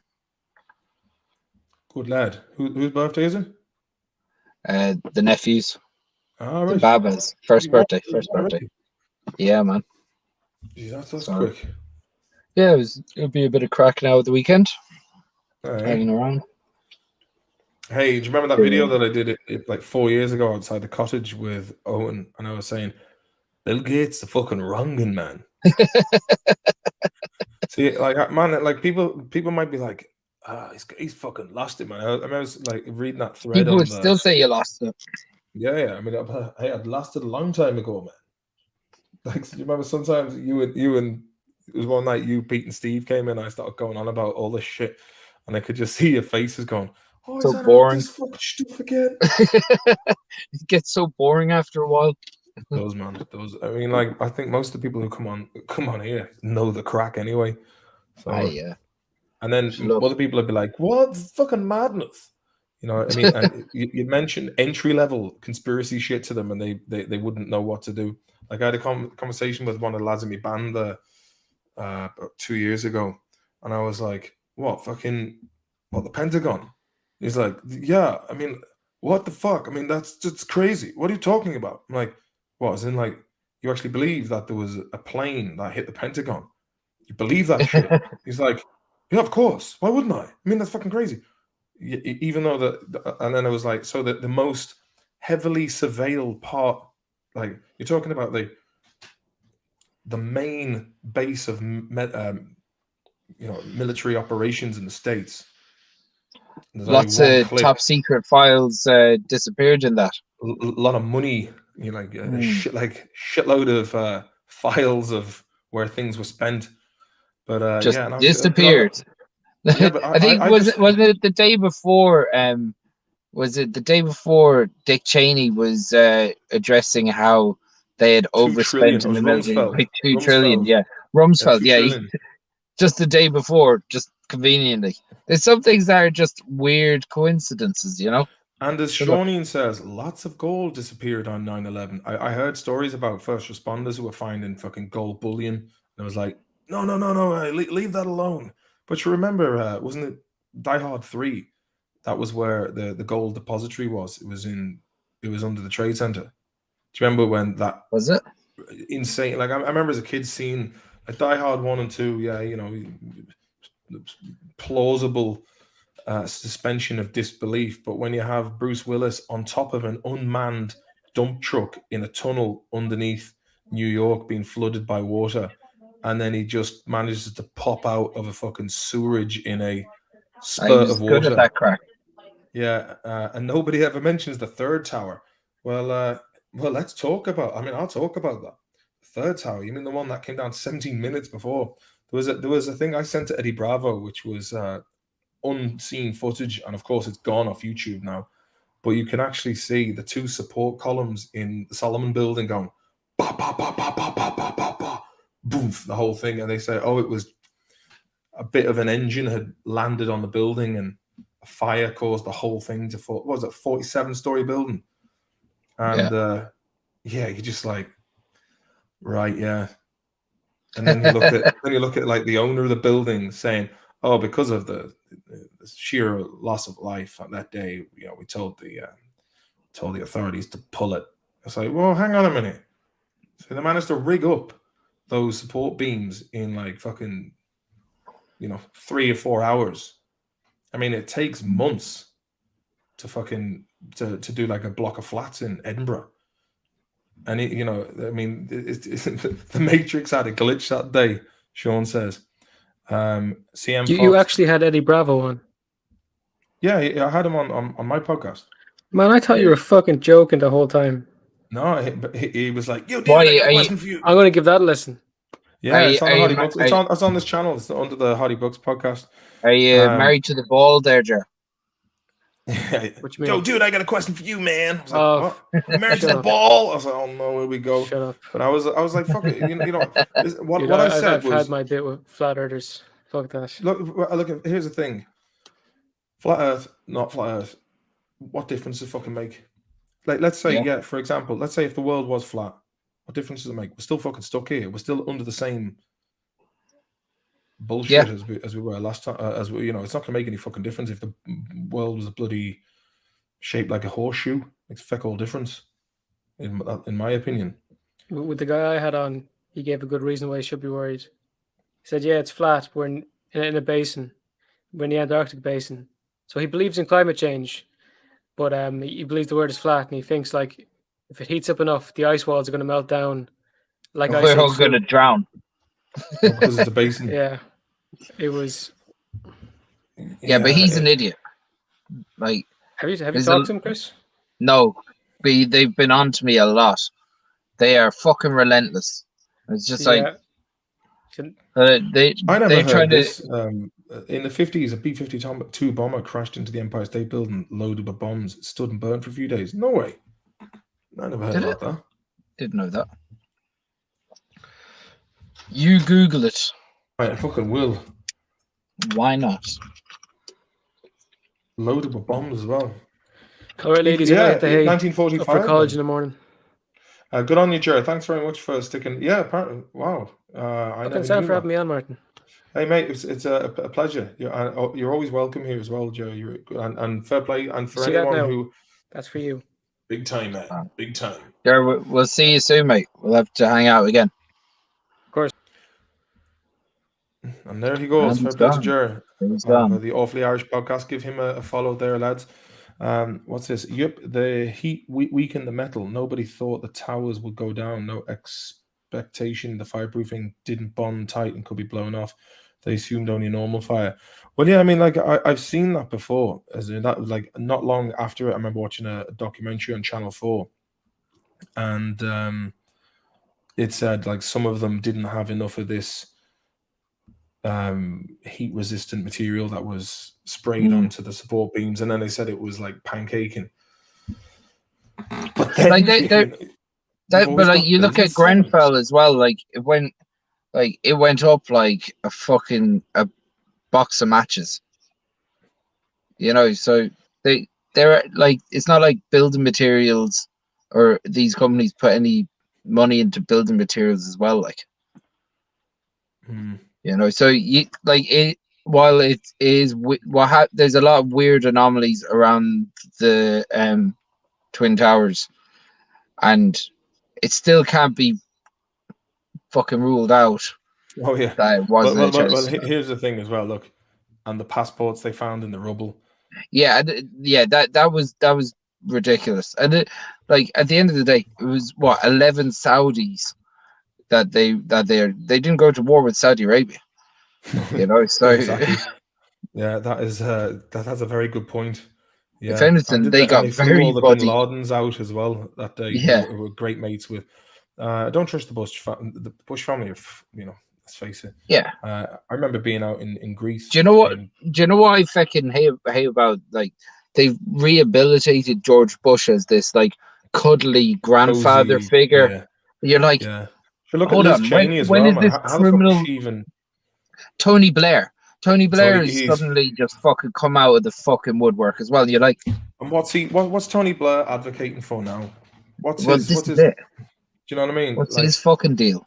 Tony Blair is a war criminal, and then he is a war criminal. Same hobnobbing with them as well. You know, like Bono going, look, man, I'm out there trying to talk. I'm at the World Economic Forum, talking to these great guys about look, if these people really wanted the world to be peaceful, they would make the world peaceful. They're not. I mean, we have, you know, there's. But I think with all those organizations, so say the World Economic Forum, their thing at Davos, right? I'd say that they use that as this like hub of a few nefarious forces to fucking come together, and the rest are just fucking they're just willing dickheads that just fucking go there, you know. they go to the talks and all this, and they don't realize that they're the fucking cover for all this fucking nefarious shit that goes on underneath the scenes, like. You know what I mean? It's like the Bilderberg group. You know, Simon Coveney was at the Bilderberg group, so was Michael O'Leary. But you look at those two, right? Do you think Simon Coveney is smart enough to fucking be in deep cover with these cunts? Like, he's invited along. He goes along, like, and he's too stupid to know the difference. Do you get me? Sorry, say that again. Sorry, Chris. I was like, Simon Coveney goes to the Bilderberg group, right? But he's too stupid to know the difference anyway. He just thinks that he's hobnobbing with the fucking bigwigs. No, I don't think. Whereas he's the distraction. I don't think. Look, I think these, like, if you consider the amount. I mean, it was me and you both spoke on the podcast about the amount of money in these just PO boxes that these huge companies are using to have an address in Ireland. You know, like Ireland plays a major part in washing all this. Washing through cash. That's all it is. Yeah. But remember, I tell you, look, the likes of Apple, who owed fucking billions, and you know, oh, please don't pay us.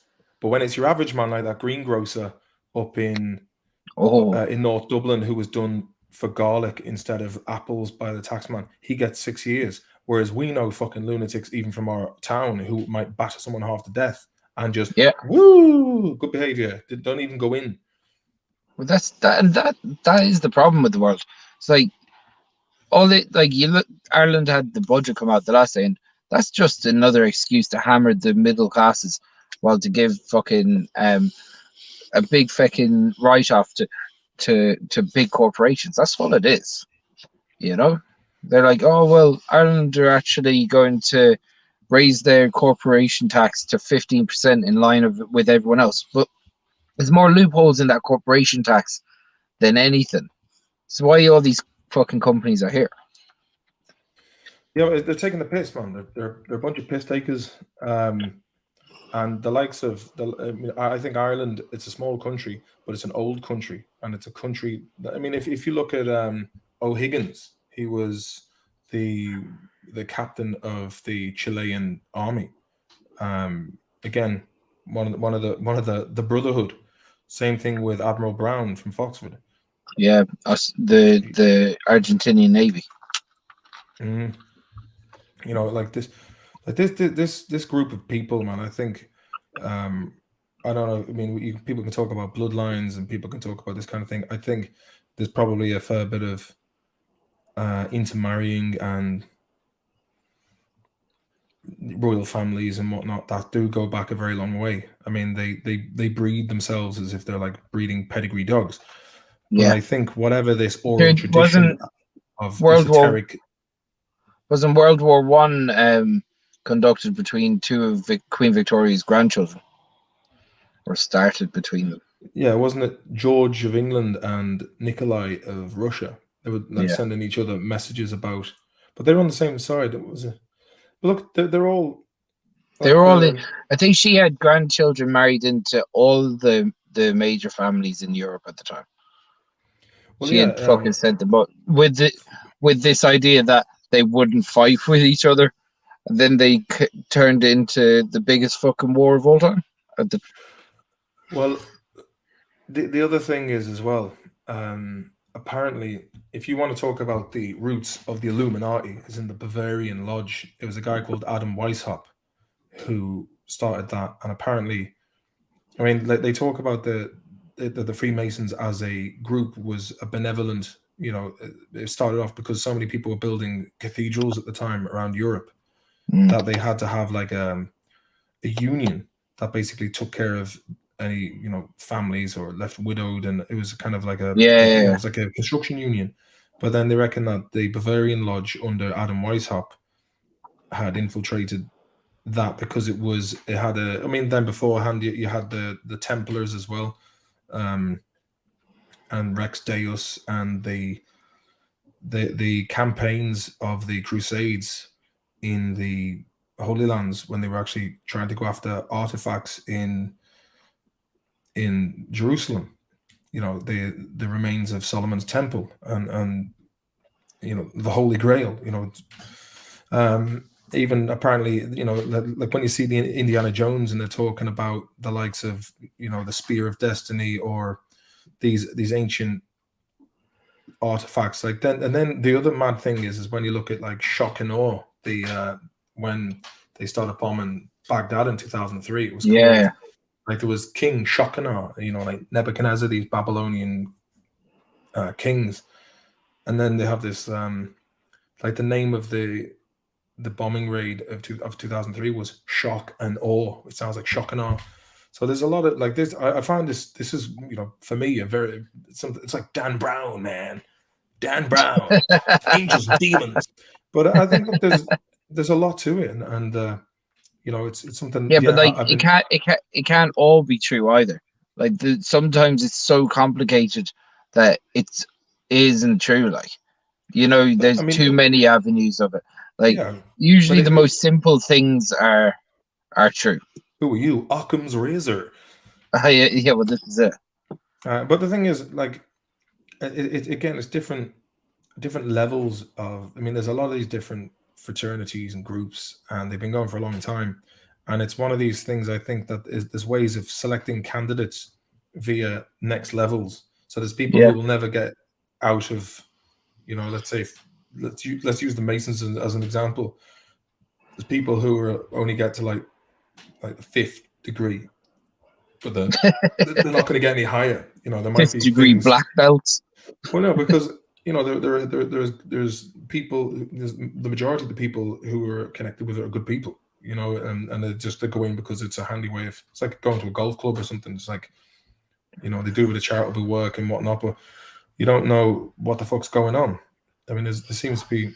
I mean, like but there is other kind of orders. You know, like Knights of Columbus and the likes of that. We don't know what the fuck was going on, but I do enjoy a good chat about these esoteric things now and again. You do, surely. Yeah. The ex-girlfriend fucking knew the crack with all this years ago, and I was like, what are you talking about this weird shit for, man? Spooky. Don't like it. And then like years later, I was like, fuck, she was on the ball. How many hours do you think you've watched of like different documentaries or podcasts or enough time to have a fucking PhD and a master's in something that I could have got. Like, do you ever think of that? Like, I wonder how many hours I've actually spent watching YouTube videos of different lads talking about the Knights of Templar. I don't know, Chris, but I'll tell you one thing, mate. I've thoroughly enjoyed it. That's And good. you know, it's stuff that you have. I mean, like, look, people will always say, "Oh, watching lads on YouTube." So that basically constitutes as an education. Where would you find that out? You're watching YouTube videos. It's like, yeah, a lot of people put research into their own research. Look, a lot of it's fucking yeah, bollocks. but a lot of people at the same time, Martin, a lot of people put down watching YouTube videos as research, and it's not fucking research. Well, the thing is, You know it what I mean? depends on like if you wanted to know how to use a jigsaw cutter, or if you wanted to, you know, you would watch YouTube videos, and I think the same watch thing. A YouTube there is video there's a lot of rubbish out there that is people just making shit up, and then I mean, there's this fucking dude called Simon Parks who just fucking this guy's talking. He reckons his off-world mother was a fucking praying mantis or some mad shit like this. And this is the kind of stuff, and they have a lot of people who believe this pub talk. Yeah, you know what I mean? Like the world is full of idiots. Yeah, but the thing is, if you were looking into things such as, again, 9/11, that there's a real world, like there's a lot of anomalies there, and even regarding what's going on in terms of the lurgy from China. There's a lot of things that aren't cut and dry about this. There's definitely loads of anomalies with a lot of these things, but sometimes they're just anomalies as well. Yeah, but I mean, basically, you know, I was thinking about the way, you know, like for me, like Trump and Biden, I think they were probably both selected.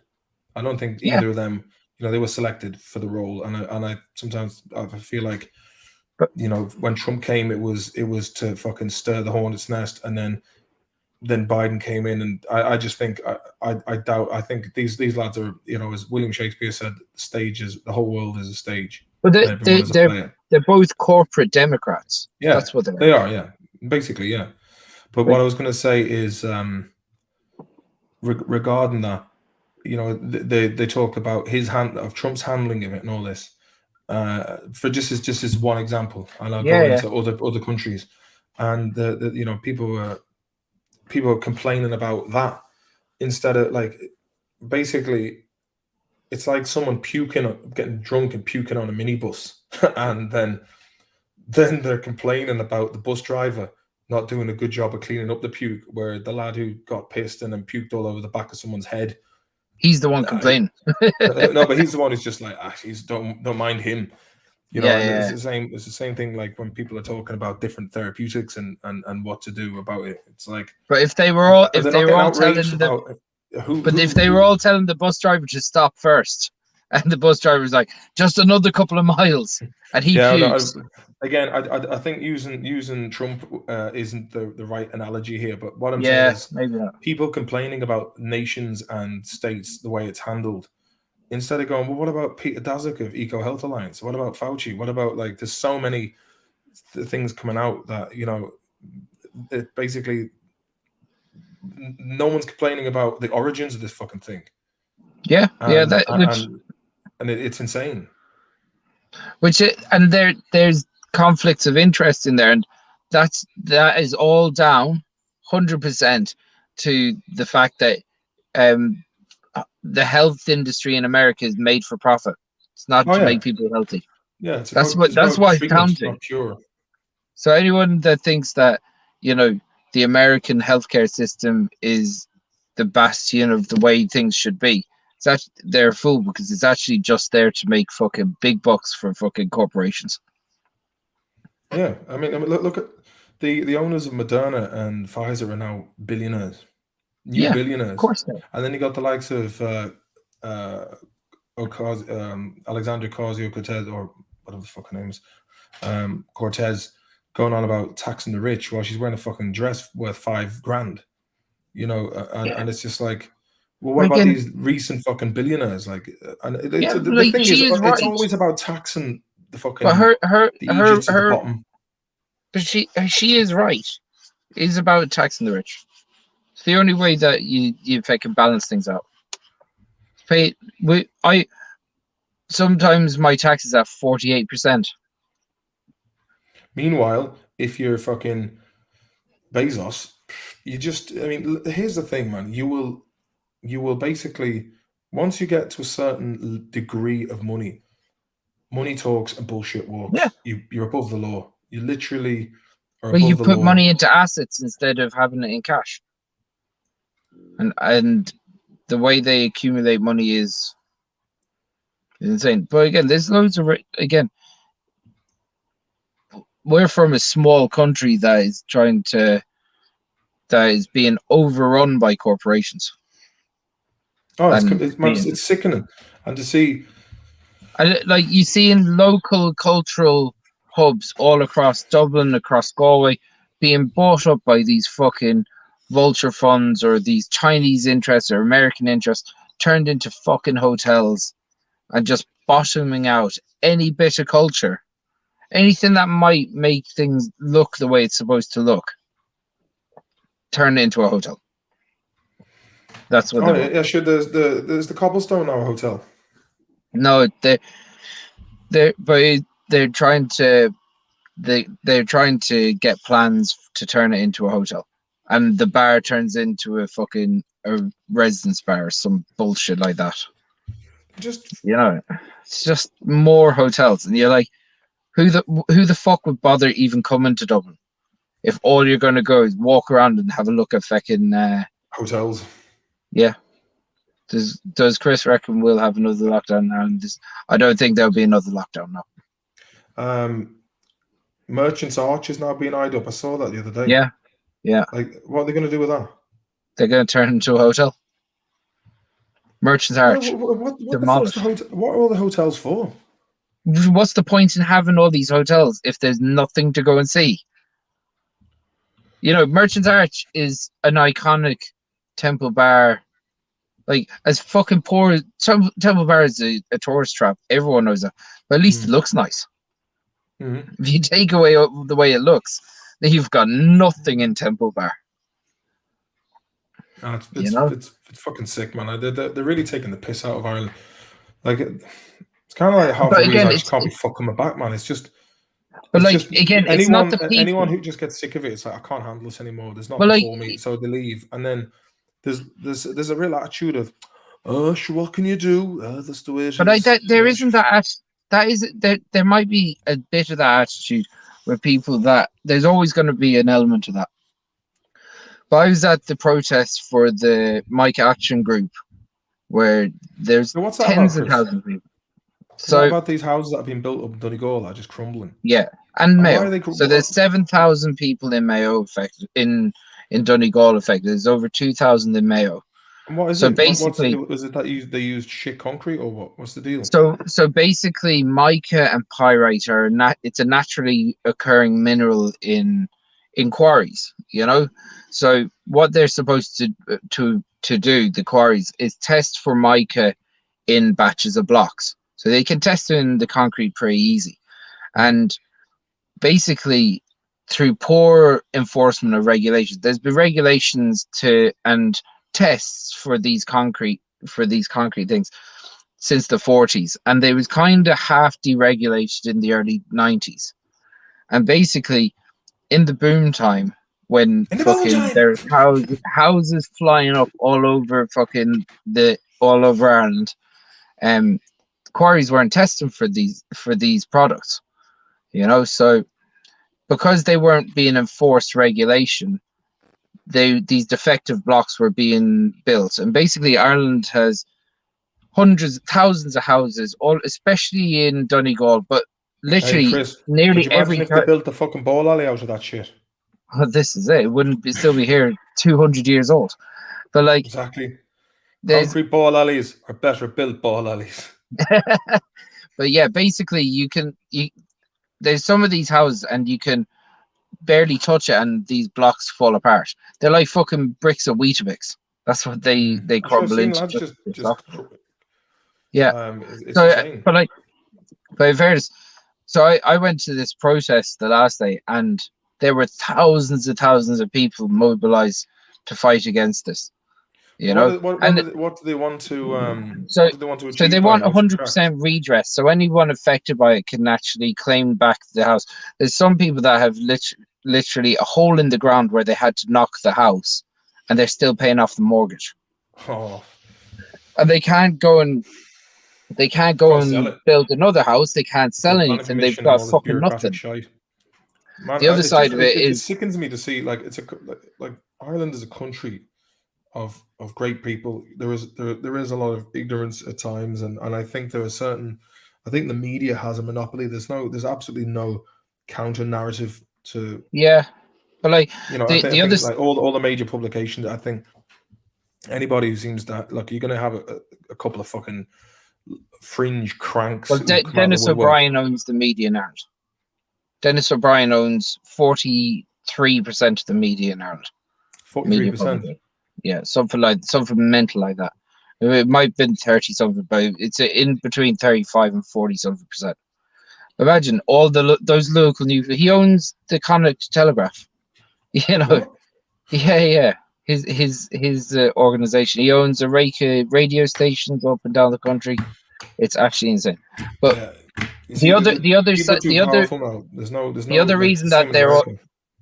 reason that these guys are all aggrieved up in Donegal and Mayo is that there's 100% redress. There's a 100% redress scheme in Dublin and Meath and North Leinster for the same problem with pyrite, which is literally the same problem that they're having. So if you have a home in Dublin and it's affected by mica or pyrite, they get 100% redress. As Alan S. just said, Ireland is just an economic landmass and vassal state, no longer a country. But like, Yeah. but like, if you're, Well, the people are the won't hear country. that on the radio. You never hear like you know what you'll hear is, "Did you see Squid Game? Squid Game, Yeah. Claire." You know what I mean? Yeah. It's just like, This is it. Would you fucking be Fucking- arsed? Like, do you ever listen to Irish radio? I mean, I remember driving from Swinford to Dublin and trying to listen to anything that wasn't either fucking trebly, teeny sounding pop music drivel or fucking or fucking long. tosses talking shite. You know what I mean? It's just like there's nothing that really hits you in the power zone and makes you feel great. That's why you. Johnny Fanta, I haven't seen it. If it comes out of South Korea, it has to be good. Yeah, I haven't watched it either. So look, It'll be another one He of those does things own- I'll watch later on after the like Tiger King when that came out. And I was like, wow, that was really good. But yeah. Well, it's this just is it. It's like after when everyone there's any hype for these things, I can't be arsed with it. exactly. It's like they ruined Breaking Bad for me. It was like I watched that. Like Jens was one of he's always the first to hear about these new shows, and I was like, cool. I really the first people to see a fucking Breaking Bad, fucking Bryan Cranston. And then when everyone was like, wow, see the Jesse Pinkman, fucking cool. This is real talent. I saw like fucking cool, man. Yeah, but there's something about when you're like when everyone else is on season 3 and you go, I'll give this a watch, and then you watch the first episode and you're like, actually, this is fucking decent. I'll watch the rest of this. Yeah, and then you binge it. Binge it out, man. Head right.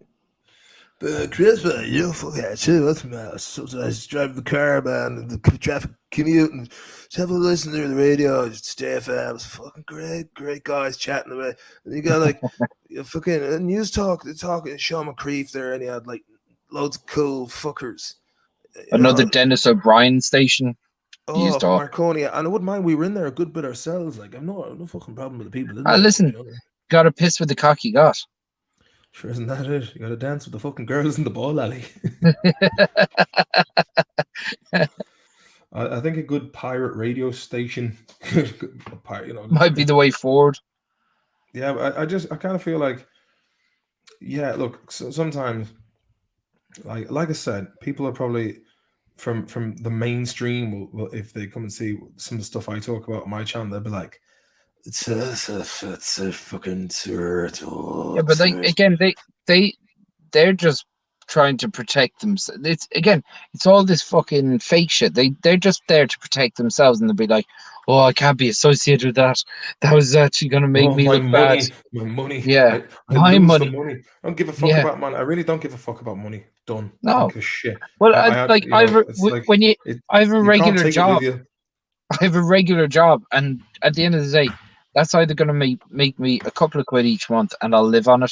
Sure, like the rest is bullshit. Yeah, we've been conditioned to fucking chase Hollywood bollocks. Like cribs, cool. It's wank, man. And people are really getting in on this. I need the money. I have to have the house. I have to have the 3 cars. I just have to have the stuff, just so I look to my relatives that I've succeeded in life. It would be nice. It would be nice. It'd be nice to just to. It would be nice not security. To be fucking renting. That's. But like everyone's gonna, it's gonna because BlackRock, Citadel, fucking Vanguard, all these wankers, they're like a fucking snowball that's turned into an avalanche, and they own everything. And by 2030, Chris, you will own nothing, and you will be happy. Thanks, man. At least I'll have that to look forward to. I will be happy. Fionn Dalton says, to be fair, I'd say people just can't cope with conspiracies when the narrative the media pushes is bad enough. People want escapism, not more reality. Yeah, I get that. Right? I get that. Was that a snooze by any chance? Says Cactus Rider. Sure was. A fresh one. Yes, that was how you spell it there, Amanda. Fair play to you. They're pretty good. No need to. I've got 2. Look. This is how fucking down the snooze trail I've gone. You've got this, which is lowest powder form, which looks like tea. I don't know why I stopped buying this, but you know. And then these lads here. So no autographs just said a brilliant one. You will own nothing, but Bill Gates will own everything. Yeah, but like he's owned did everything. You see the video where he's talking about fucking? He's on MSNBC News, and they're asking him. They're saying, "Oh, you Epstein. You know, you had meals with." Well, I had meals with him, and he knew people who were going to provide me money with global philanthropy, and philanthropy is something that I have been interested in because I do such great work, but also, you know, I don't know, he's dead. He said something like, "Well, you see, you got to be careful because he's dead." It's also a gotcha question because there's photos of him and Epstein, and trying to explain it is never going to be any way good. So like, Bill, you might be right. Bill Gates could be this fucking bad guy from a movie. Like he might be, right? I don't know. It wouldn't surprise me.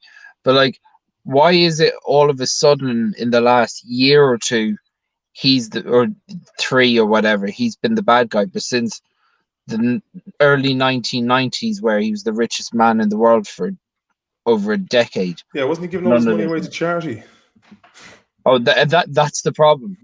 It's only since he started giving away all his money to charity that he's become this fucking. Do you know what I mean? Like, yeah, I mean, like, you mean when they say charity, is in like a non-taxable fucking foundation, like the Clinton Foundation, or you know, what other or the One Foundation with what was the crack with? Let's see, proceeds of One Foundation to charity. I don't think anyone should ever be that rich. That Bill Gates is that rich, or fucking Jeff Bezos, or any of these cunts are that rich, because they're only that rich because they don't have to pay tax and they're just sitting on increasingly profitable assets. Okay, this is from 23rd of September 2010. Bono's One Foundation under fire. Oh, it's gone. It's gone. What? But we all know Bono's a cunt. It was given away. Bono's Anti-Poverty Foundation 1 is under pressure to explain its finances after. So let me see if I can go in there again. No, it's gone. It's been nuked. Apparently, he gave less than 1% of the charity. Money to charity. Bit of a Bill Gates job. Who the fuck was giving? Who was given to this charity? Like these charities, donations from Klaus Schwab. But like, this is what I'm saying. It's like, who the fuck is given this to is another thing Bono? I want to know. You know all the money that Black Lives Matter raised? Yeah. Where's that gone? But like, there's loads of those like, on both sides of the aisle, it's the same shit. You know, all lives matter was raising money. Where the fuck did that go? Huh? The right wing version, they were like these Blue Lives Matter guys. Yeah, but the thing is, look, I want to see black communities in America. I want to see them live in a good, you know, because you've seen. I mean, if you want to see people, black people who actually put, you know, try and put something into the community. Cynthia McKinney, she put up a thing the other day that said she showed a picture of a street. I think it was in Philadelphia. Man, it's fucking crazy. She goes, "How is this happening in the United States?" I mean, like, this is down to corruption and no-show jobs and urban housing development schemes that just go straight into the pockets of bureaucrats. This is never remedied, man. We have to disperse with this idea that America is the land of the free, because that is a fucking con job of all con job. They've got 25% of the prison population of the world. Yeah, do you remember that?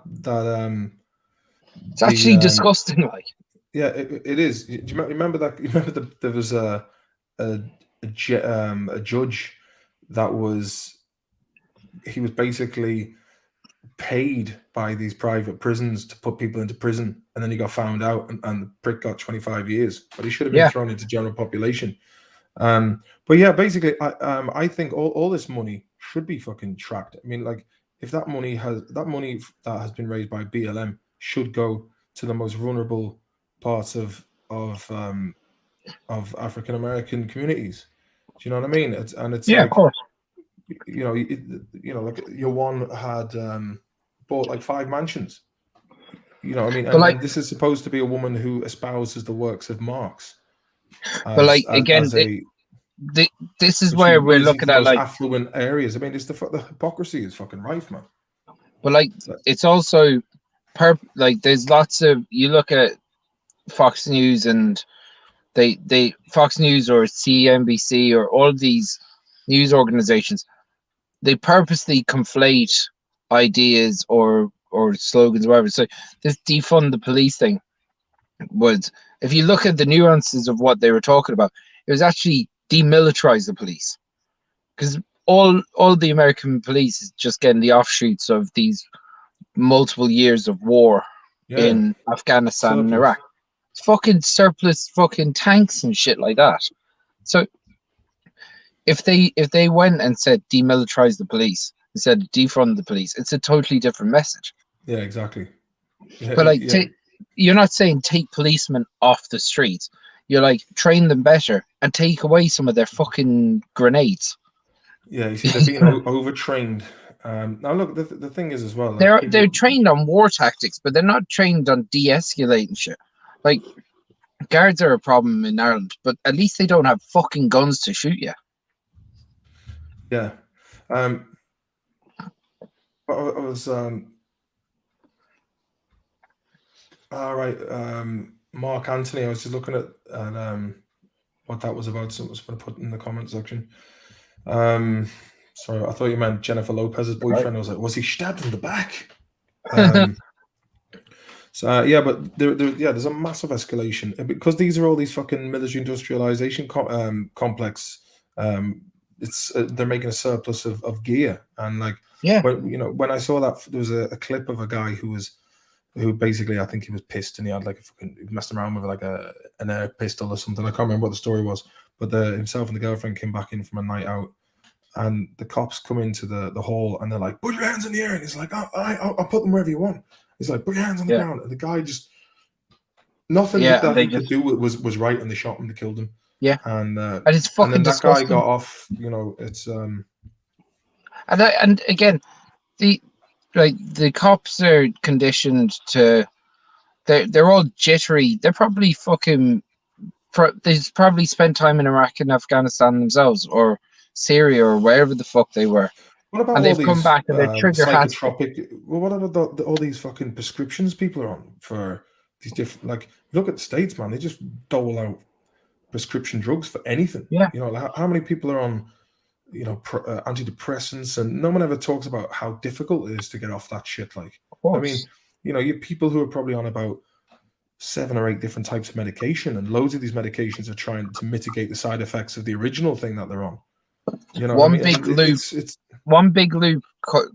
These big corporations. Where does it end, Chris? One big loop going back into. Where does it fucking end? I mean, you're talking like these cunts are playing with people's lives, and it's like the sad thing is, right? For even having these types of conversations, you get pricks out there who would try and silence you for basically being on the side of humanity, being on the side of decency. And coming from a place of at the same time virtue.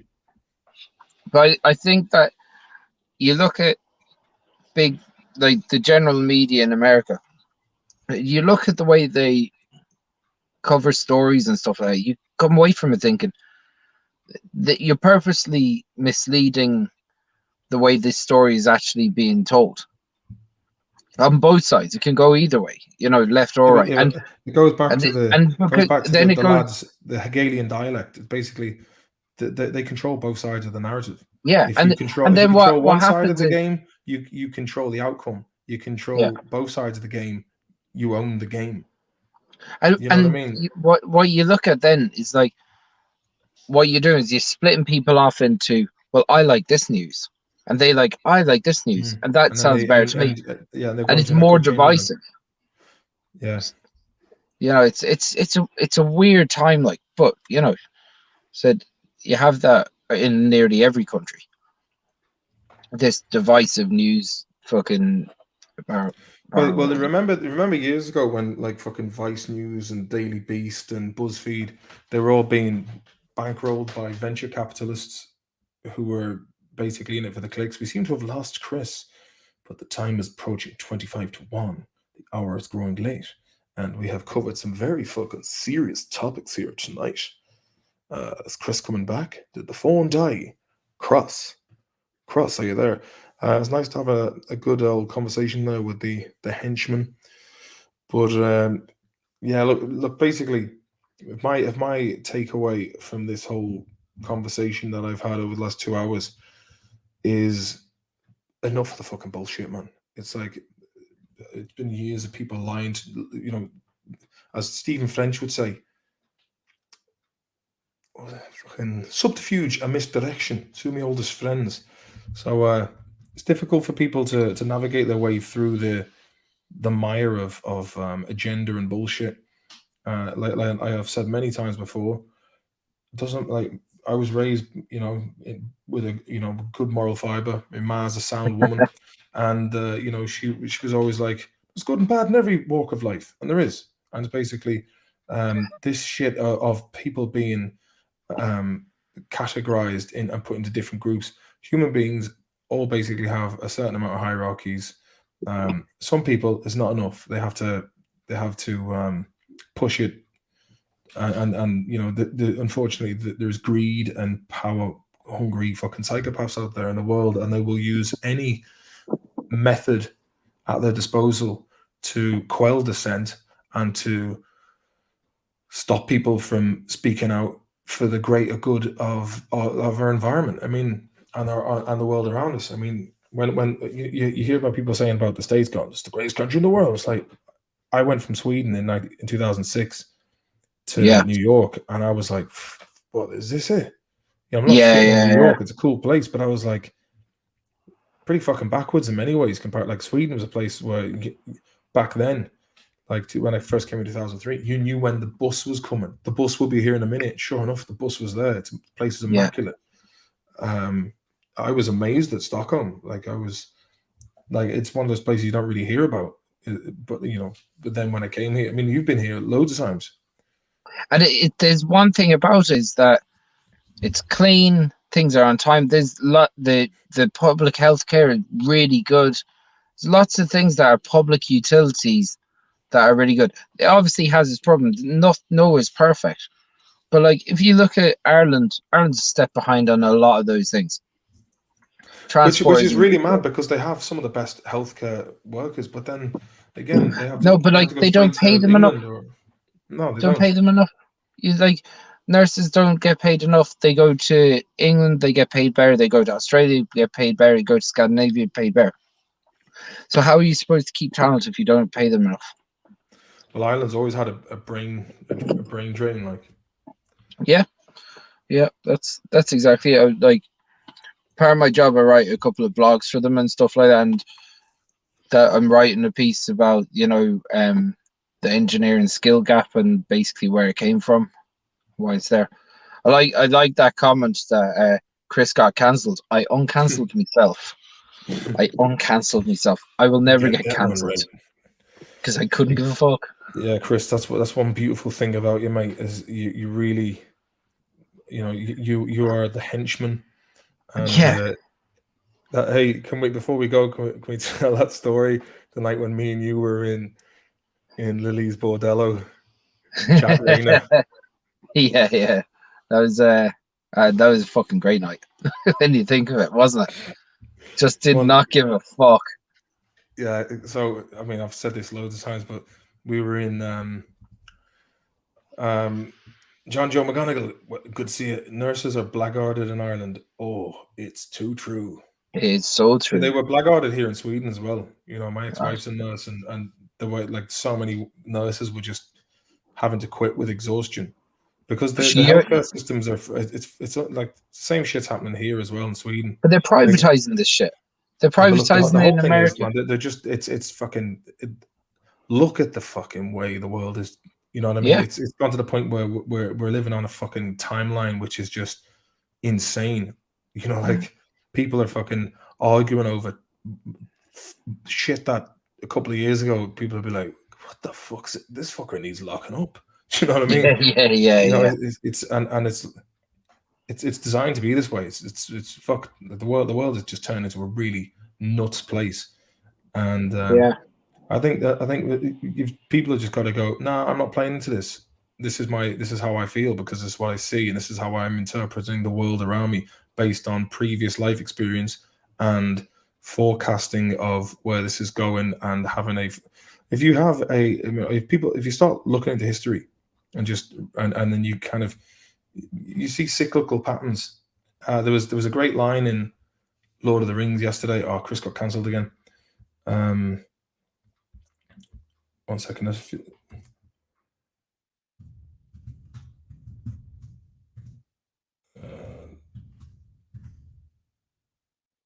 The great line.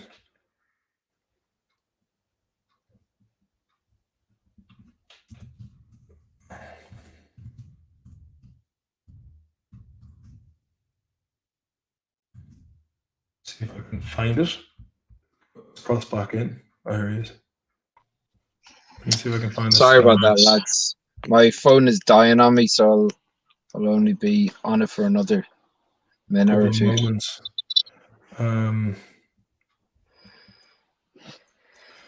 What is it? It's I think it was like nobody when myth turns to legend, but it was like those who remembered were all those who lived through fuck, I can't remember what it was, but I meant to check it out. It's basically all those who remembered it on around to tell about it or something. I'm paraphrasing and doing a botched job of it. Let me see. Bastards. You keep the chat going there, Chris. Have a look. I can't remember what we're talking about. Here we go. It's this. Much that once was is lost, for none now live who remember it. So much that once was is lost, for none now live who remember it. Basically, the lessons of the past have been forgotten because everyone who lived through those times are dead. They're gone. And that's why you have these cycles of peace, plenty, opulence, decadence, and chaos. Because the thing is, it's like I totally get it how you know the way they say Rome didn't fall in a day. It was a slow death. You can imagine this is what's happening now. All of us who are basically on the bottom rung of society, I don't want to sound like the working man, the voice of the working man, fucking Springsteen. But it's basically, I'm talking from people who would have been considered well off as well. They're the people who are the middle class, and the upper middle class are the ones who are getting fucking destroyed now. And basically, it's going to come to the stage where people are like, well, why should I fucking work? What's the point? I mean, like if I'm trading all my hours for a handful of dimes, Jimmy Morrison would say in 5 to 1, then it's like you can see how Rome was just like, oh look, the aqueducts, mate. What's the point me working on it? Your man down the road, he's making shitload of money, you know, sitting on his hole, you know, and this is the taters. What's taters, precious? Good one, Neil. And I think that's how it happens. I think after a while, when the system starts to break down, people are like, oh fucking, I'm not working. And then eventually people are just like, I've had enough of this now. And then after a while, look, people will just not come to work, and then your roads will go to pot, and you know your communication lines. There's a danger of that happening. There's always a danger of that happening, but like again, it's down to people to almost like, as you said, it's not about the working man, but it is about people taking control of their own destiny and their own community.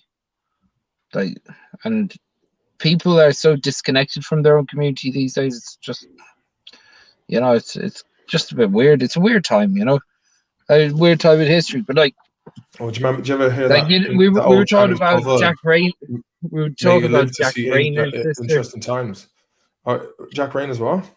Jack Rayner's mom got a good doing with her lovely curved head. Right, so we're in. We'll end on this. So what was it? 2013? Was it me? It was just me and you, was it? Just me and you, yeah. Yeah, we were in Lily's and we were up in the smoking area, and we met. Everyone was like, Jack Rayner from fucking Transformers and what Richard did downstairs. I was like, oh, yeah, grand. He's going out with the girl from Horse Outside. Wow, cool. And his mum was really nice, and she was like doing a bit of a blessing. She was like, "Can I give a blessing?" And I was like, "Yeah, no worries." And then we had good crack with her up, and she was a really nice woman. And then a few drinks later, we were down talking to Jack Rayner, and then they were doing this hockey thing with Aidan Gillen, clear,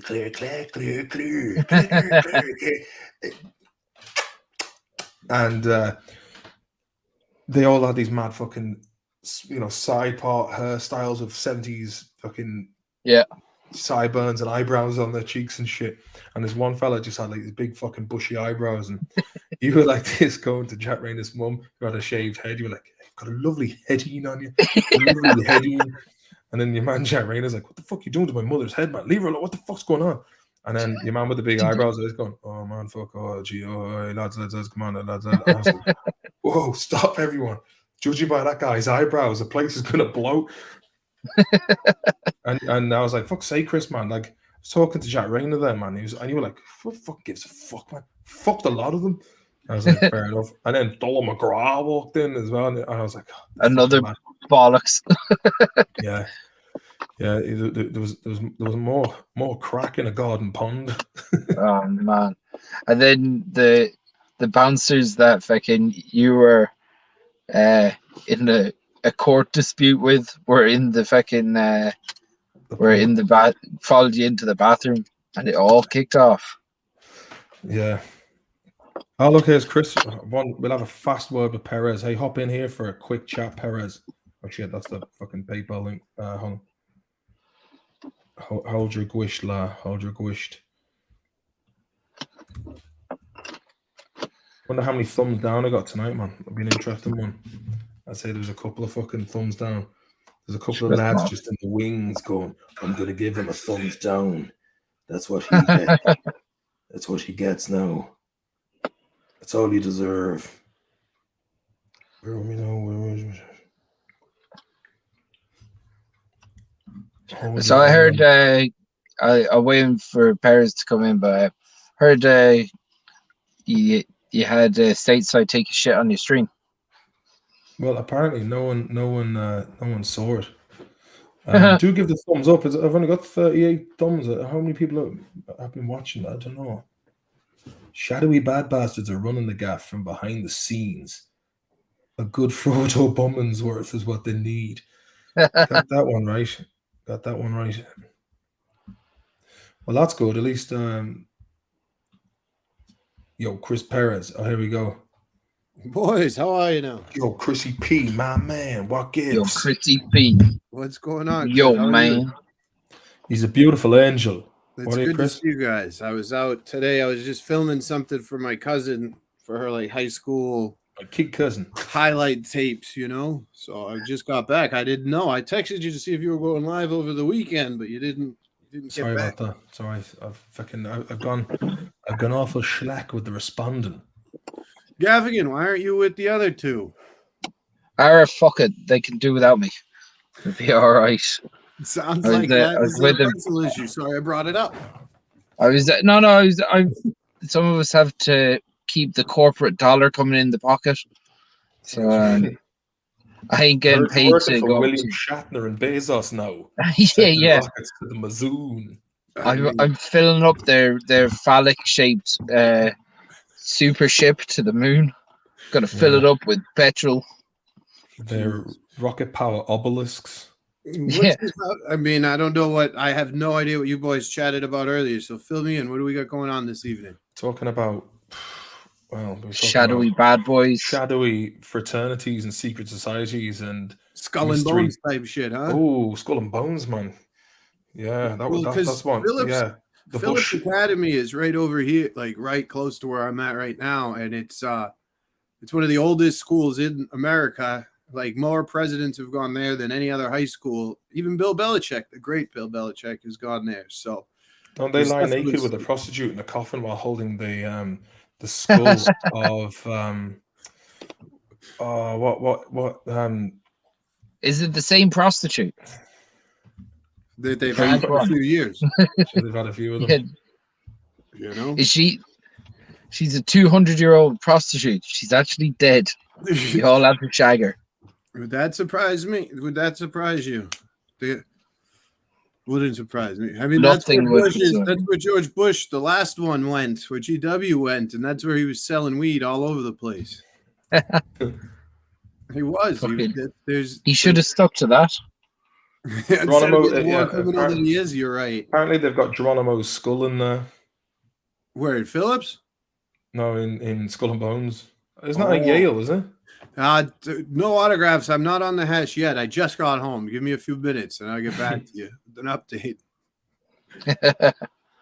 No, I went, Martin. You're not going to believe it. I told you 3 weeks, no booze. I went, and then the weekend I messed it up. But I went 3 weeks. Happens, man. Happens. I was going to say, how's that pilot looking? Oh my god, dude! It is way funnier than what I sent you or what we talked about last time, because it goes from you being like, this guy's a little bit of a maniac. I don't know what's going on with him. And then it's me like asking for change outside of the bar in Old Town, Sweden. And then it's you be like, he's got a few screws loose or something. And then it's me like sleeping on the street when it's like quick. We put a lot more quick cuts into it.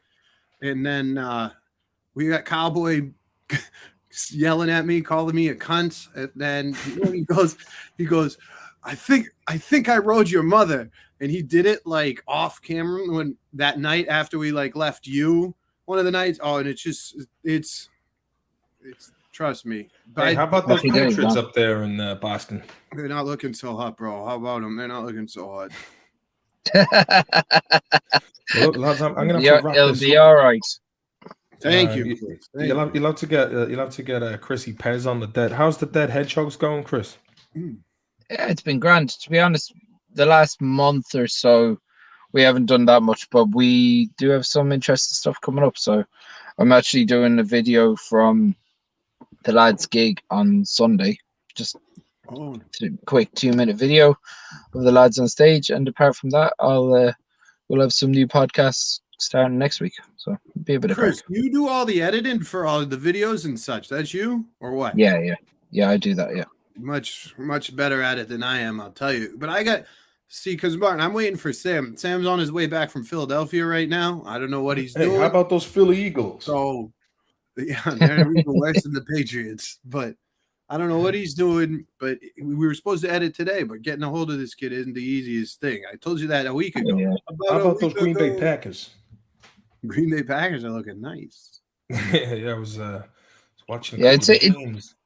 It's just a time spent thing. Martin will tell you that the more time you do it, the better you'll get it, the easier it becomes, and you just come up with new ideas through the edit from it. So yeah, just keep on out, man. Yeah, I mean, I'm using DaVinci. That's the highest that I got. But like, I put all the clips in order, and then Sam splices in stuff from when Martin and I were together. But I mean, it takes a minute. You don't just wrap up filming in basically September 1st, and then hopefully the show's going to take, I don't know, give me another, by the end of this month, hopefully I get sweet 23 minutes, because that little video that I showed picked up some fuel in LA. So not bad. Cool, man. So hopefully there's I really want something to come of this. I mean, like it's studios, especially like USA Network and a bunch of other studios. There's about to be a big strike for the International Association of Motion Picture and Television. Something like 80,000 people are going to go on strike on the 24th. So if that happens, everything in LA is going to be shut down. So Why are they going on strike? Say again? Why are they going on strike? Because their conditions are pretty shit. They don't, when you film from 5 a.m. until midnight, and then you don't even know what time call time is for the next day. Like little things like that. But I guess it all adds up. Some kid just drove off into like Echo Lake or something, and his car was like all messed up, like hanging half out of the lake, and he dove back in to get the radios because he didn't want to hear it from the production office, and the kid almost died, but he was so scared of losing his job he dove back in for the radio. See, that's the thing. Like that's how these pricks. What's it? Great quote. Must read Lord of the Rings again. Can't be Tolkien. Tolkien, you the fucking crack.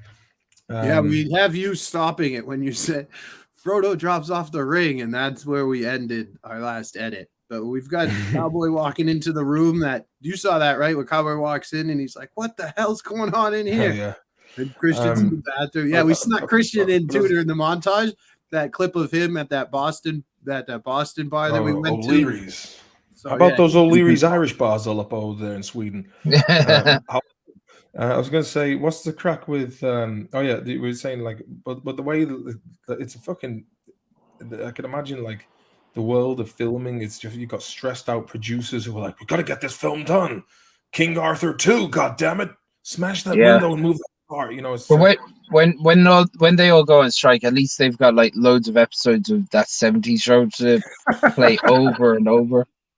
Yeah, this came out. Tide. Big Bang Theory, what a shit. Yeah, Big Bang Theory's there. I hear it without the music or without the laugh track. Oh man, it's contish. But you know what? It's cruel and unusual. Have you ever heard it with the laugh track? It's contish. Yeah, like I said, cruel and unusual. It's against the Constitution. Well, 80,000, what does it say? 60,000 film and television workers are ratcheting up the pressure on the studios because it's all the studios just want to get it going. Well, I'll tell you what, I'm not a union member, but I'd like to be. Hey, how about those union guys? Cheap show to fund. I know a couple of Irish boys that are willing to film it. So a couple of guys who might smash the place up with some BBBs, also known as baseball bats. How about those Teamsters? Yeah, union busters. It's going to get interesting though. 60,000 people is a lot of people to go on strike, and it's national. It's not just in LA, but Atlanta. Yeah, Atlanta. Boston studios in Southie, actually. So I wonder if Carcetti's going to go over there. Carcetti will go over there and sort it out. Yeah. Aidan Gillen.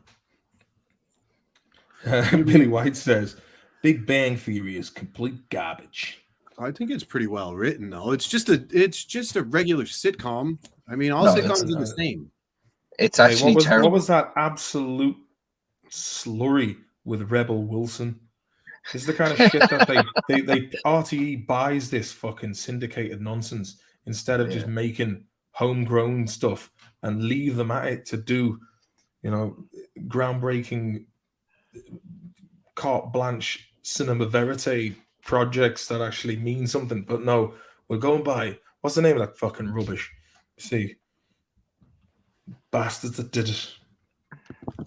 Rebel Wilson sitcom. I remember seeing a bit of it and I was like, this is what a fucking garbage. Super fun night. Is that what it's Rebel called? Wilson's Ass Bangers 7. RuPaul's ass race. But the studios want to get away from more like actual. Wookie Boss says the Many Saints of Newark was woke garbage. Oh man. Was it? Oh, don't say that. That's fucking cruel. I don't agree. Many Saints. I mean, he yells in it, your grandmother's a fucking cunt. That's not really woke. So it's interesting. I mean, I got 3 stars. It got 3 stars. Sam has been talking about it since it came out. He went to the premiere. We were supposed to go to New York and meet this producer, this girl that works for a production studio. Sam was, of course, late. Andy was late to the premiere. So nothing got accomplished. Sounds like those accomplishments. Sounds like he's got timekeeping issues. According to Rotten Tomatoes, it got 73% on the tomato meter, 59% audience score. It wasn't great. What are you gonna Really? do? So Hardy good Books, the signal. movie, only got 60% on Rotten Tomatoes. Hey, listen, any of you people out there, go By on the IMDb critics or and give it a 5-star review. the critics gave it 60% or the fans? Yeah, the critics gave it 79%, the fans gave it 59%. I'm pretty sure I already gave it 5, but I'm gonna Dirty double check. bastards. Bastards have done it. All right, lads, I'm gonna have to shoot. It's 1 o'clock now, brothers. Same as Me. Yeah, I'll give you a and thanks to call. everyone in the chat. Give it a thumbs up if you haven't already. You'll have to come When out the do live you- chat and give it a little touch, little touch. When are you getting? Do you have the kids this weekend? Half the Sure. weekend. All right, I'll try and give you a call on Friday, and Sure, at lads. the very least, I'll send you what we have, and if you give it the thumbs up, it's going on everyone's channel. So whatever. All right, guys, Right. have a good night. Everyone in the chat, when's- you're cool, man. When's the? I'm gonna have to have a look at the final cut and see what the crack is. John Joe McGonigal says Coronation Street, yeah, is where it's at. Tune in. Mavis, why would you do this? Oh, and Audrey's still going strong, man, and Rita and David Tilsley. Yeah, Well, Moody thanks Kong. very much for we'll everyone try and who's at least around. be able to put on social media maybe the next time you decide to go live. If we give people a heads up, you know. No, look, I it didn't was even know I it was was an edge of a knife. You know what I mean? I was like, will I or won't I? This is it. Like, even yesterday, I was like, can I be fucked with this? Do you know what I mean? All right, well, I'll give Done. you a call Friday. Lads, Then. Thank we- you, Chris. Pleasure We'll chat talking to to you you later. as always, buddy. I can't wait to meet you All in right, mate. person. All right, 100%, mate. Look, Good night, lovely lads. Mort, Good night, we'll chat. chat And to thanks you very later, much for bro. sticking around. deuces. Bye. Peace on earth. Good luck, guys. Thanks very much, everyone, for sticking around. It's been a pleasure talking to you all. And we're up to 2 hours and 41. I tonight I was like, I'll just do a quick one, but yeah, it's never a quick one, is it? You know, it's one of those streams where like put it on the background, you're doing a couple of dishes, you know, you're doing a vacuum cleaning, you're on a bus, you know, you're fucking doing some shite. Like you're looking at it and you're like, 2 hours and 41 minutes, man. But then, you know, you get into it and it's like, I might listen to it a little bit later on. See how you go, man. See how you go. But thanks very much for sticking around. And I talk to you all soon. Good luck and bliss. Ho, ho, ho.